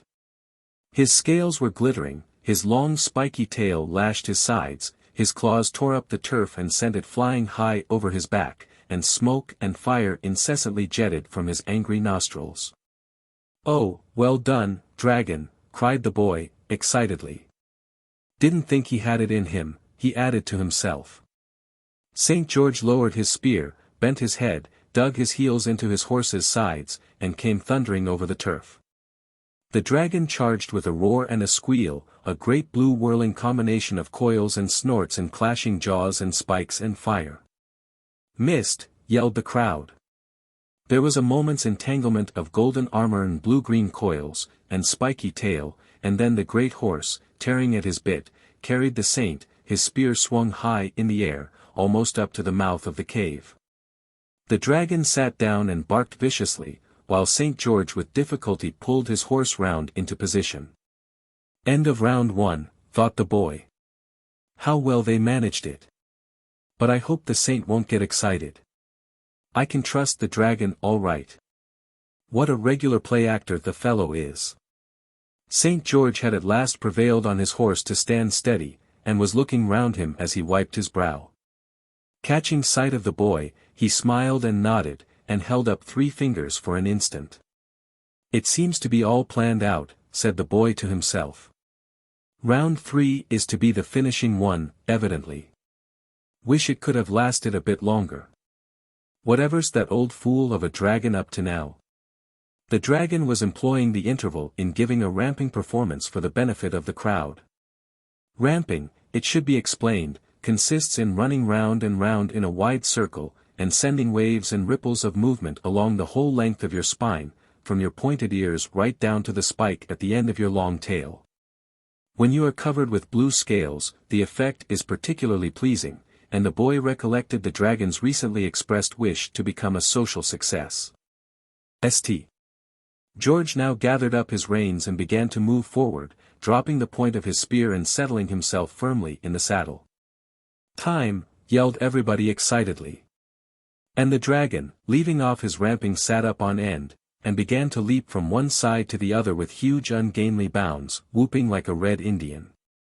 This naturally disconcerted the horse, who swerved violently, the saint only just saving himself by the mane. And as they shot past, the dragon delivered a vicious snap at the horse's tail which sent the poor beast careering madly far over the downs, so that the language of the saint, who had lost a stirrup, was fortunately inaudible to the general assemblage. Round 2 evoked audible evidence of friendly feeling towards the dragon. The spectators were not slow to appreciate a combatant who could hold his own so well and clearly wanted to show good sport. And many encouraging remarks reached the ears of our friend as he strutted to and fro, his chest thrust out and his tail in the air, hugely enjoying his new popularity. St. George had dismounted and was tightening his girths, and telling his horse, with quite an oriental flow of imagery, exactly what he thought of him, and his relations, and his conduct on the present occasion. So the boy made his way down to the saint's end of the line, and held his spear for him. "It's been a jolly fight, St. George," he said with a sigh. "Can't you let it last a bit longer?" "Well, I think I'd better not," replied the saint. "The fact is, your simple-minded old friend's getting conceited, now they've begun cheering him, and he'll forget all about the arrangement and take to playing the fool, and there's no telling where he would stop. I'll just finish him off this round." He swung himself into the saddle and took his spear from the boy. "Now don't you be afraid," he added kindly. "I've marked my spot exactly, and he's sure to give me all the assistance in his power, because he knows it's his only chance of being asked to the banquet." St. George now shortened his spear, bringing the butt well up under his arm. And, instead of galloping as before, trotted smartly towards the dragon, who crouched at his approach, flicking his tail till it cracked in the air like a great cartwhip. The saint wheeled as he neared his opponent and circled warily round him, keeping his eye on the spare place, while the dragon, adopting similar tactics, paced with caution round the same circle, occasionally feinting with his head. So the two sparred for an opening, while the spectators maintained a breathless silence. Though the round lasted for some minutes, the end was so swift that all the boy saw was a lightning movement of the saint's arm, and then a whirl and a confusion of spines, claws, tail, and flying bits of turf. The dust cleared away, the spectators whooped and ran in cheering, and the boy made out that the dragon was down, pinned to the earth by the spear, while St. George had dismounted, and stood astride of him. It all seemed so genuine that the boy ran in breathlessly, hoping the dear old dragon wasn't really hurt. As he approached, the dragon lifted one large eyelid, winked solemnly, and collapsed again. He was held fast to earth by the neck, but the saint had hit him in the spare place agreed upon, and it didn't even seem to tickle. "Bain't you goin' to cut is Ed Orf, master?" asked one of the applauding crowd. He had backed the dragon, and naturally felt a trifle sore. "Well, not today, I think," replied St. George, pleasantly. "You see, that can be done at any time. There's no hurry at all. I think we'll all go down to the village first, and have some refreshment, and then I'll give him a good talking to, and you'll find he'll be a very different dragon. At that magic word refreshment, the whole crowd formed up in procession and silently awaited the signal to start. The time for talking and cheering and betting was past, the hour for action had arrived. St. George, hauling on his spear with both hands, released the dragon, who rose and shook himself and ran his eye over his spikes and scales and things, to see that they were all in order. Then the saint mounted and led off the procession, the dragon following meekly in the company of the boy, while the thirsty spectators kept at a respectful interval behind. There were great doings when they got down to the village again, and had formed up in front of the inn. After refreshment St. George made a speech, in which he informed his audience that he had removed their direful scourge, at a great deal of trouble and inconvenience to himself, and now they weren't to go about grumbling and fancying they'd got grievances. Because they hadn't. And they shouldn't be so fond of fights, because next time they might have to do the fighting themselves, which would not be the same thing at all. And there was a certain badger in the inn stables which had got to be released at once, and he'd come and see it done himself. Then he told them that the dragon had been thinking over things, and saw that there were two sides to every question, and he wasn't going to do it any more, and if they were good perhaps he'd stay and settle down there. So they must make friends, and not be prejudiced, and go about fancying they knew everything there was to be known, because they didn't, not by a long way. And he warned them against the sin of romancing, and making up stories and fancying other people would believe them just because they were plausible and highly colored. Then he sat down, amidst much repentant cheering, and the dragon nudged the boy in the ribs and whispered that he couldn't have done it better himself. Then every one went off to get ready for the banquet. Banquets are always pleasant things, consisting mostly, as they do, of eating and drinking. But the specially nice thing about a banquet is, that it comes when something's over, and there's nothing more to worry about, and tomorrow seems a long way off. St. George was happy because there had been a fight and he hadn't had to kill anybody. For he didn't really like killing, though he generally had to do it. The dragon was happy because there had been a fight, and so far from being hurt in it he had won popularity and a sure footing in society. The boy was happy because there had been a fight, and in spite of it all his two friends were on the best of terms. And all the others were happy because there had been a fight, and, well, they didn't require any other reasons for their happiness. The dragon exerted himself to say the right thing to everybody, and proved the life and soul of the evening. While the saint and the boy, as they looked on, felt that they were only assisting at a feast of which the honor and the glory were entirely the dragon's. But they didn't mind that, being good fellows, and the dragon was not in the least proud or forgetful. On the contrary, every 10 minutes or so he leant over towards the boy and said impressively, "Look here. You will see me home afterwards, won't you?" And the boy always nodded, though he had promised his mother not to be out late. At last the banquet was over, the guests had dropped away with many good nights and congratulations and invitations, and the dragon, who had seen the last of them off the premises, emerged into the street followed by the boy, wiped his brow, sighed, sat down in the road and gazed at the stars. "Jolly night it's been," he murmured. "Jolly stars. Jolly little place this. Think I shall just stop here. Don't feel like climbing up any beastly hill. Boys promised to see me home. Boy had better do it then. No responsibility on my part. Responsibility all boys." And his chin sank on his broad chest and he slumbered peacefully. "Oh, get up, dragon," cried the boy, piteously. "You know my mother's sitting up, and I'm so tired, and you made me promise to see you home, and I never knew what it meant or I wouldn't have done it." And the boy sat down in the road by the side of the sleeping dragon, and cried. The door behind them opened, a stream of light illumined the road, and St. George, who had come out for a stroll in the cool night air, caught sight of the two figures sitting there, the great motionless dragon and the tearful little boy. "What's the matter, boy?" he inquired kindly, stepping to his side. "Oh, it's this great lumbering pig of a dragon," sobbed the boy. "First he makes me promise to see him home, and then he says I'd better do it, and goes to sleep. Might as well try to see a haystack home. And I'm so tired, and mothers, here he broke down again. Now don't take on, said St. George. I'll stand by you, and we'll both see him home. Wake up, dragon, he said sharply, shaking the beast by the elbow. The dragon looked up sleepily. What a night, George, he murmured, what a... Now look here, dragon, said the saint, firmly. Here's this little fellow waiting to see you home, and you know he ought to have been in bed these 2 hours, and what his mother'll say I don't know, and anybody but a selfish pig would have made him go to bed long ago.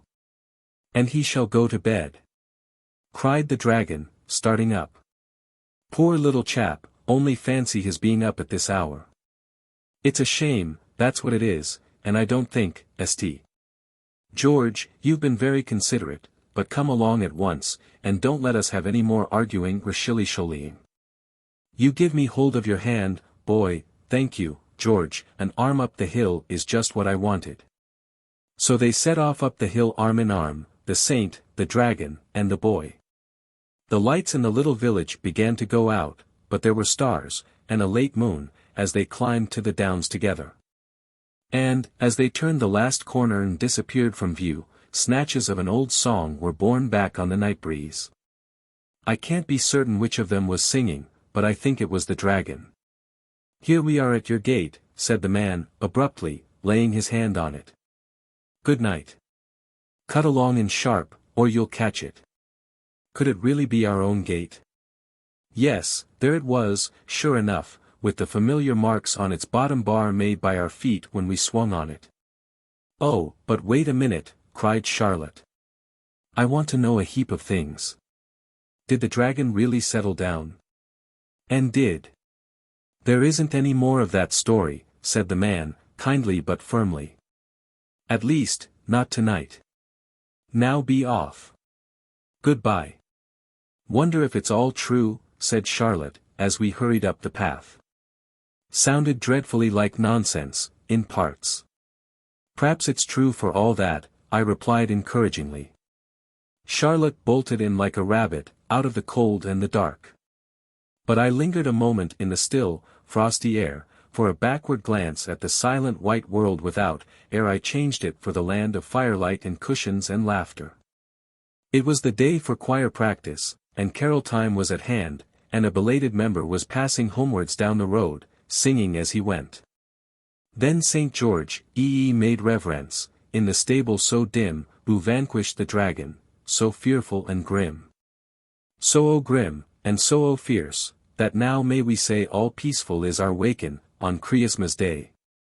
The singer receded, the carol died away. But I wondered, with my hand on the door latch, whether that was the song, or something like it, that the dragon sang as he toddled contentedly up the hill. A departure. It is a very fine thing to be a real prince.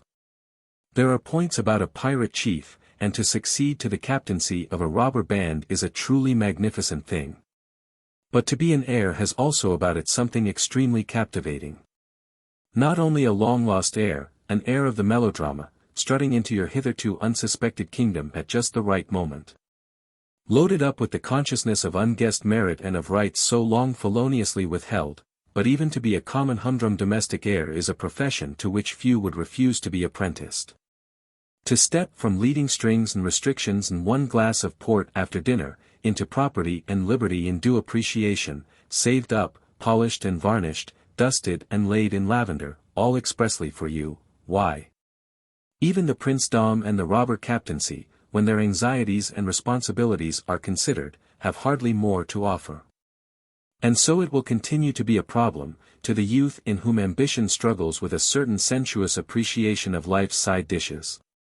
Whether the career he is called upon to select out of the glittering knickknacks that strew the counter had better be that of an heir or an engine driver. In the case of eldest sons, this problem has a way of solving itself. In childhood, however, the actual heirship is apt to work on the principle of the Borough English of our happier ancestors, and in most cases of inheritance it is the youngest that succeeds. Where the res is angusta, and the weekly books are simply a series of stiff hurdles at each of which in succession the paternal legs falter with growing suspicion of their powers to clear the flight. It is in the affair of clothes that the right of succession tells, and the hard air strides about the land, in trousers long ago framed for fraternal limbs, frons novas et non sua poma. A bitter thing indeed. Of those pretty silken threads that knit humanity together, high and low, past and present, none is tougher, more pervading, or more iridescent, than the honest, simple pleasure of new clothes. It tugs at the man as it tugs at the woman. The smirk of the well-fitted prince is no different from the smirk of the Sunday-clad peasant, and the veins of the elders tingle with the same thrill that sets their fresh-frocked grandchildren skipping. Never trust people who pretend that they have no joy in their new clothes. Let not our souls be wrung, however, at contemplation of the luckless urchin cut off by parental penury from the rapture of new clothes. Just as the heroes of his dreams are his immediate seniors, so his heroes' clothes share the glamour, and the reversion of them carries a high privilege, a special thing not sold by Swears and Wells. The sword of Galahad, and of many another hero, arrived on the scene already hoary with history, and the boy rather prefers his trousers to be legendary, famous. Haloed by his hero's renown, even though the nap may have altogether vanished in the process. But, putting clothes aside, there are other matters in which this reversed heirship comes into play. Take the case of toys. It is hardly right or fitting, and in this the child quite acquiesces, that as he approaches the reverend period of 9 or say 10 years, he should still be the unabashed and proclaimed possessor of a hoop and a Noah's Ark. The child will quite see the reasonableness of this, and, the goal of his ambition being now a catapult, a pistol, or even a sword stick, will be satisfied that the titular ownership should lapse to his juniors, so far below him in their kilted or petticoat incompetence. After all, the things are still there, and if relapses of spirit occur, on wet afternoons, one can still, nominally, borrow them and be happy on the floor as of old, without the reproach of being a habitual baby toy caresser. Also one can pretend it's being done to amuse the younger ones. None of us, therefore, grumbled when in the natural course of things the nominal ownership of the toys slipped down to Harold, and from him in turn devolved upon Charlotte. The toys were still there, they always had been there and always would be there, and when the nursery door was fast shut there were no kings or queens or first estates in that small republic on the floor. Charlotte, to be sure, chin-tilted, at last an owner of real estate, might patronize a little at times, but it was tacitly understood that her title was only a drawing-room one. Why does a coming bereavement project no thin faint voice, no shadow of its woe, to warn its happy, heedless victims? Why cannot Olympians ever think it worth while to give some hint of the thunderbolts they are silently forging? And why, oh, why did it never enter any of our thick heads that the day would come when even Charlotte would be considered too matronly for toys? One so-called education is hammered into one with rulers and with canes. Each fresh grammar or musical instrument, each new historical period or quaint arithmetical rule, is impressed on one by some painful physical prelude. Why does time, the biggest schoolmaster, alone neglect premonitory raps, at each stage of his curriculum, on our knuckles or our heads? Uncle Thomas was at the bottom of it. This was not the first mine he had exploded under our bows. In his favorite pursuit of fads he had passed in turn from psychical research to the White Rose and thence to a children's hospital. And we were being daily inundated with leaflets headed by a woodcut depicting little Annie, of Poplar, sitting up in her little white cot, surrounded by the toys of the nice, kind, rich children. The idea caught on with the Olympians, always open to sentiment of a treacly, woodcut order. And accordingly Charlotte, on entering one day dishevelled and panting, having been pursued by yelling redskins up to the very threshold of our peaceful home, was curtly informed that her French lessons would begin on Monday.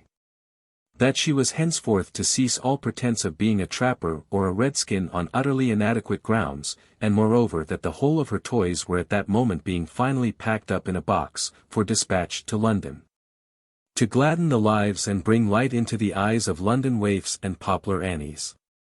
Naturally enough, perhaps, we others received no official intimation of this grave cession of territory. We were not supposed to be interested. Harold had long ago been promoted to a knife, a recognized, birthday knife.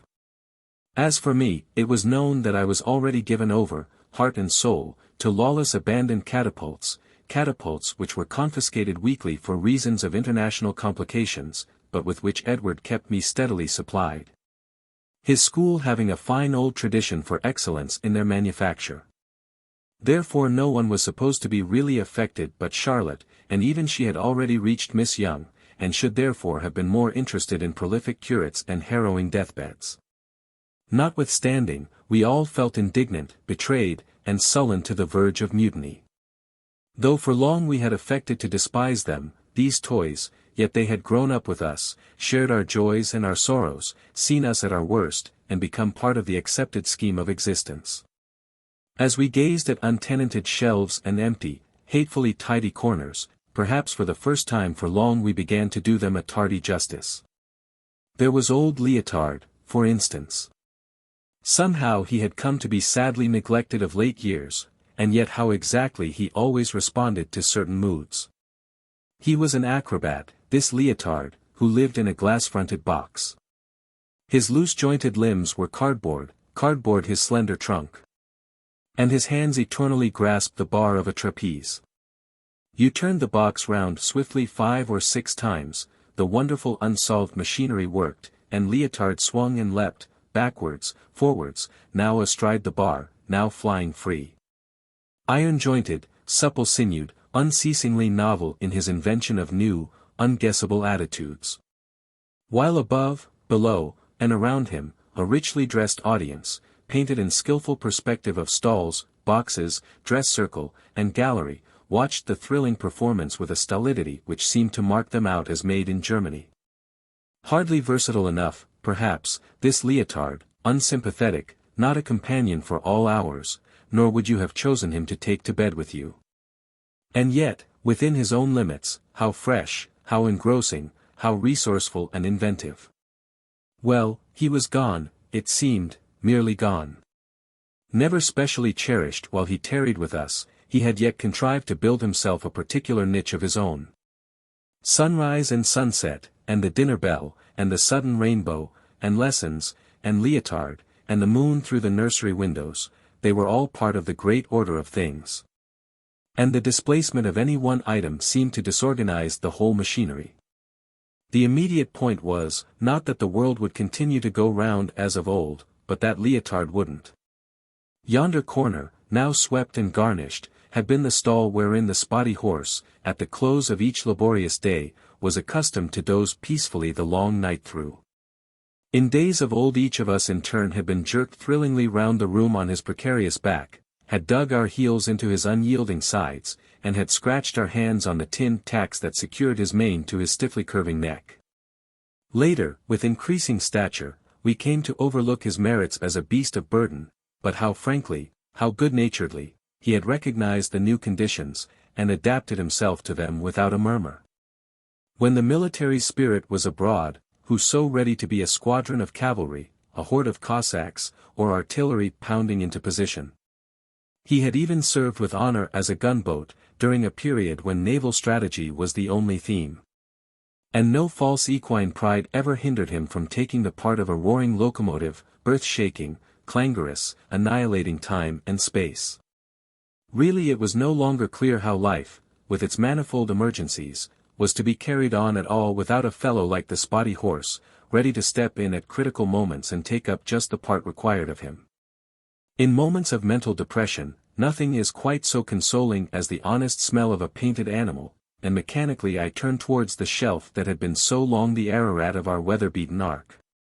The shelf was empty, the ark had cast off moorings and sailed away to Poplar, and had taken with it its haunting smell, as well as that pleasant sense of disorder that the best-conducted ark is always able to impart. The sliding roof had rarely been known to close entirely. There was always a pair of giraffe legs sticking out, or an elephant trunk, taking from the stiffness of its outline, and reminding us that our motley crowd of friends inside were uncomfortably cramped for room and only too ready to leap in a cascade on the floor and browse and gallop, flutter and bellow and neigh, and be their natural selves again. I think that none of us ever really thought very much of Ham and Shem and Japhet. They were only there because they were in the story, but nobody really wanted them. The ark was built for the animals, of course, animals with tails, and trunks, and horns, and at least 3 legs apiece, though some unfortunates had been unable to retain even that number. And in the animals were of course included the birds, the dove, for instance, grey with black wings, and the red-crested woodpecker, or was it a hoopoe? And the insects, for there was a deer beetle, about the same size as the dove, that held its own with any of the mammalia. Of the doll department Charlotte had naturally been sole chief for a long time. If the staff were not in their places today, it was not I who had any official right to take notice. And yet one may have been member of a club for many a year without ever exactly understanding the use and object of the other members, until one enters, some Christmas day or other holiday, and, surveying the deserted armchairs, the untenanted sofas, the barren hat pegs, realizes, with depression, that those other fellows had their allotted functions, after all. Where was old Jerry? Where were Eugenie, Rosa, Sophie, Esmeralda? We had long drifted apart, it was true, we spoke but rarely. Perhaps, absorbed in new ambitions, new achievements, I had even come to look down on these conservative, unprogressive members who were so clearly content to remain simply what they were. And now that their corners were unfilled, their chairs unoccupied, well, my eyes were opened and I wanted them back. However, it was no business of mine. If grievances were the question, I hadn't a leg to stand upon. Though my catapults were officially confiscated, I knew the drawer in which they were incarcerated, and where the key of it was hidden, and I could make life a burden, if I chose, to every living thing within a square-mile radius. So long as the catapult was restored to its drawer in due and decent time. But I wondered how the others were taking it. The edict hit them more severely. They should have my moral countenance at any rate, if not more, in any protest or countermine they might be planning. And, indeed, something seemed possible, from the dogged, sullen air with which the 2 of them had trotted off in the direction of the raspberry canes. Certain spots always had their insensible attraction for certain moods. In love, one sought the orchard. Weary of discipline, sick of convention, impassioned for the road, the mining camp, the land across the border, one made for the big meadow. Mutinous, sulky, charged with plots and conspiracies, one always got behind the shelter of the raspberry canes. "You can come too if you like," said Harold, in a subdued sort of way, as soon as he was aware that I was sitting up in bed watching him. "We didn't think you'd care, 'cause you've got to catapults. But we're goin' to do what we've settled to do, so it's no good sayin' we hadn't ought and that sort of thing, 'cause we're goin' to." The day had passed in an ominous peacefulness. Charlotte and Harold had kept out of my way, as well as out of everybody else's, in a purposeful manner that ought to have bred suspicion. In the evening we had read books, or fitfully drawn ships and battles on fly-leaves, apart, in separate corners, void of conversation or criticism, oppressed by the lowering tidiness of the universe, till bedtime came, and disrobement. And prayers even more mechanical than usual, and lastly bed itself without so much as a giraffe under the pillow. Harold had grunted himself between the sheets with an ostentatious pretense of overpowering fatigue. But I noticed that he pulled his pillow forward and propped his head against the brass bars of his crib, and, as I was acquainted with most of his tricks and subterfuges, it was easy for me to gather that a painful wakefulness was his aim that night. I had dozed off, however, and Harold was out and on his feet, poking under the bed for his shoes, when I sat up and grimly regarded him. Just as he said I could come if I liked, Charlotte slipped in, her face rigid and set. And then it was borne in upon me that I was not on in this scene. These youngsters had planned it all out, the piece was their own, and the mounting, and the cast. My scepter had fallen, my rule had ceased. In this magic hour of the summer night laws went for nothing, codes were cancelled, and those who were most in touch with the moonlight and the warm June spirit and the topsy-turvydom that reigns when the clock strikes 10, were the true lords and lawmakers. Humbly, almost timidly, I followed without a protest in the wake of these 2 remorseless, purposeful young persons, who were marching straight for the schoolroom. Here in the moonlight the grim big box stood visible, the box in which so large a portion of our past and our personality lay entombed, cold, swathed in paper, awaiting the carrier of the morning who should speed them forth to the strange, cold, distant children's hospital, where their little failings would all be misunderstood and no one would make allowances. A dreamy spectator, I stood idly by while Harold propped up the lid and the two plunged in their arms and probed and felt and grappled. "Here's Rosa," said Harold, suddenly. "I know the feel of her hair. Will you have Rosa out?" "Oh, give me Rosa," cried Charlotte with a sort of gasp. And when Rosa had been dragged forth, quite unmoved apparently, placid as ever in her moon-faced contemplation of this comedy world with its ups and downs, Charlotte retired with her to the window seat. And there in the moonlight the two exchanged their private confidences, leaving Harold to his exploration alone. "Here's something with sharp corners," said Harold, presently. "Must be Leotard, I think. Better let him go." "Oh, yes, we can't save Leotard," assented Charlotte, limply. "Poor old Leotard. I said nothing, of course, I was not on in this piece. But, surely, had Leotard heard and rightly understood all that was going on above him, he must have sent up one feeble, strangled cry. One faint appeal to be rescued from unfamiliar little Annies and retained for an audience certain to appreciate and never unduly critical.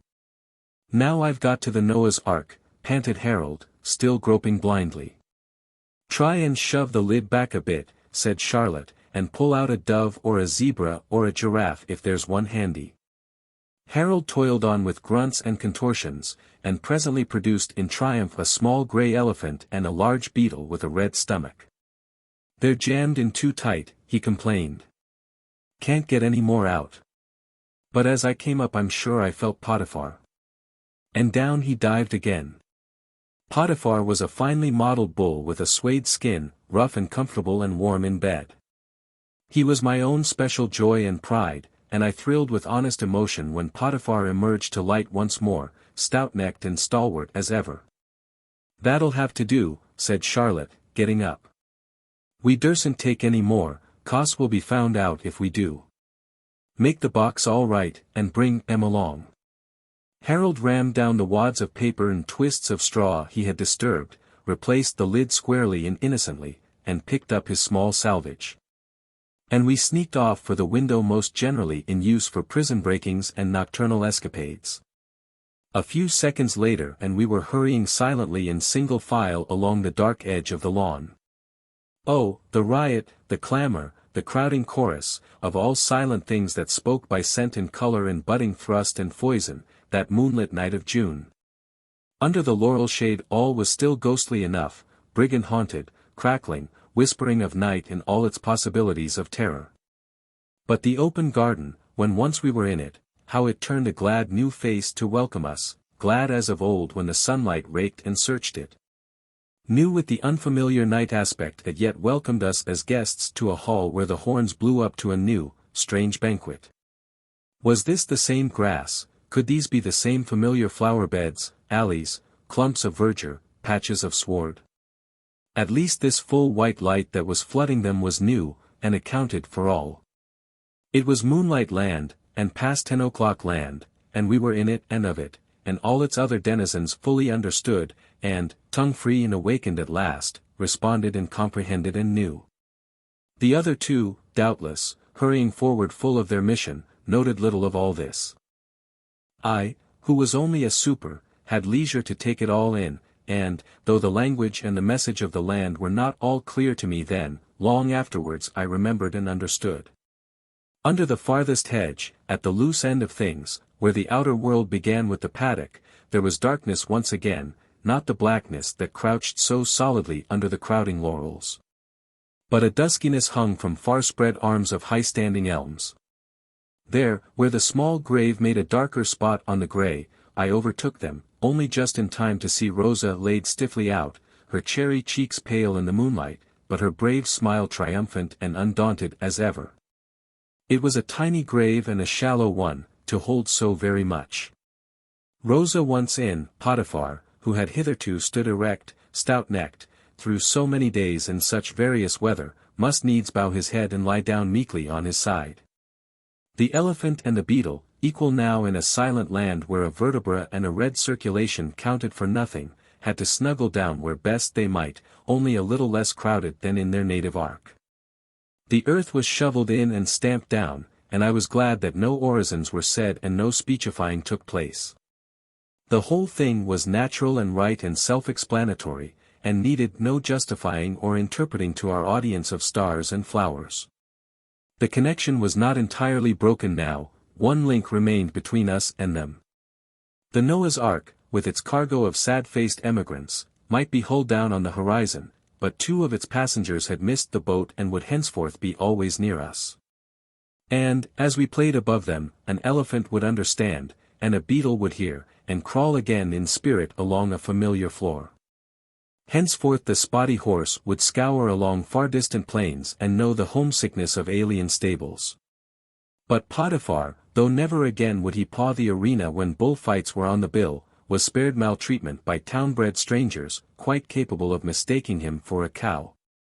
Jerry and Esmeralda might shed their limbs and their stuffing, by slow or swift degrees, in uttermost parts and unguessed corners of the globe. But Rosa's book was finally closed.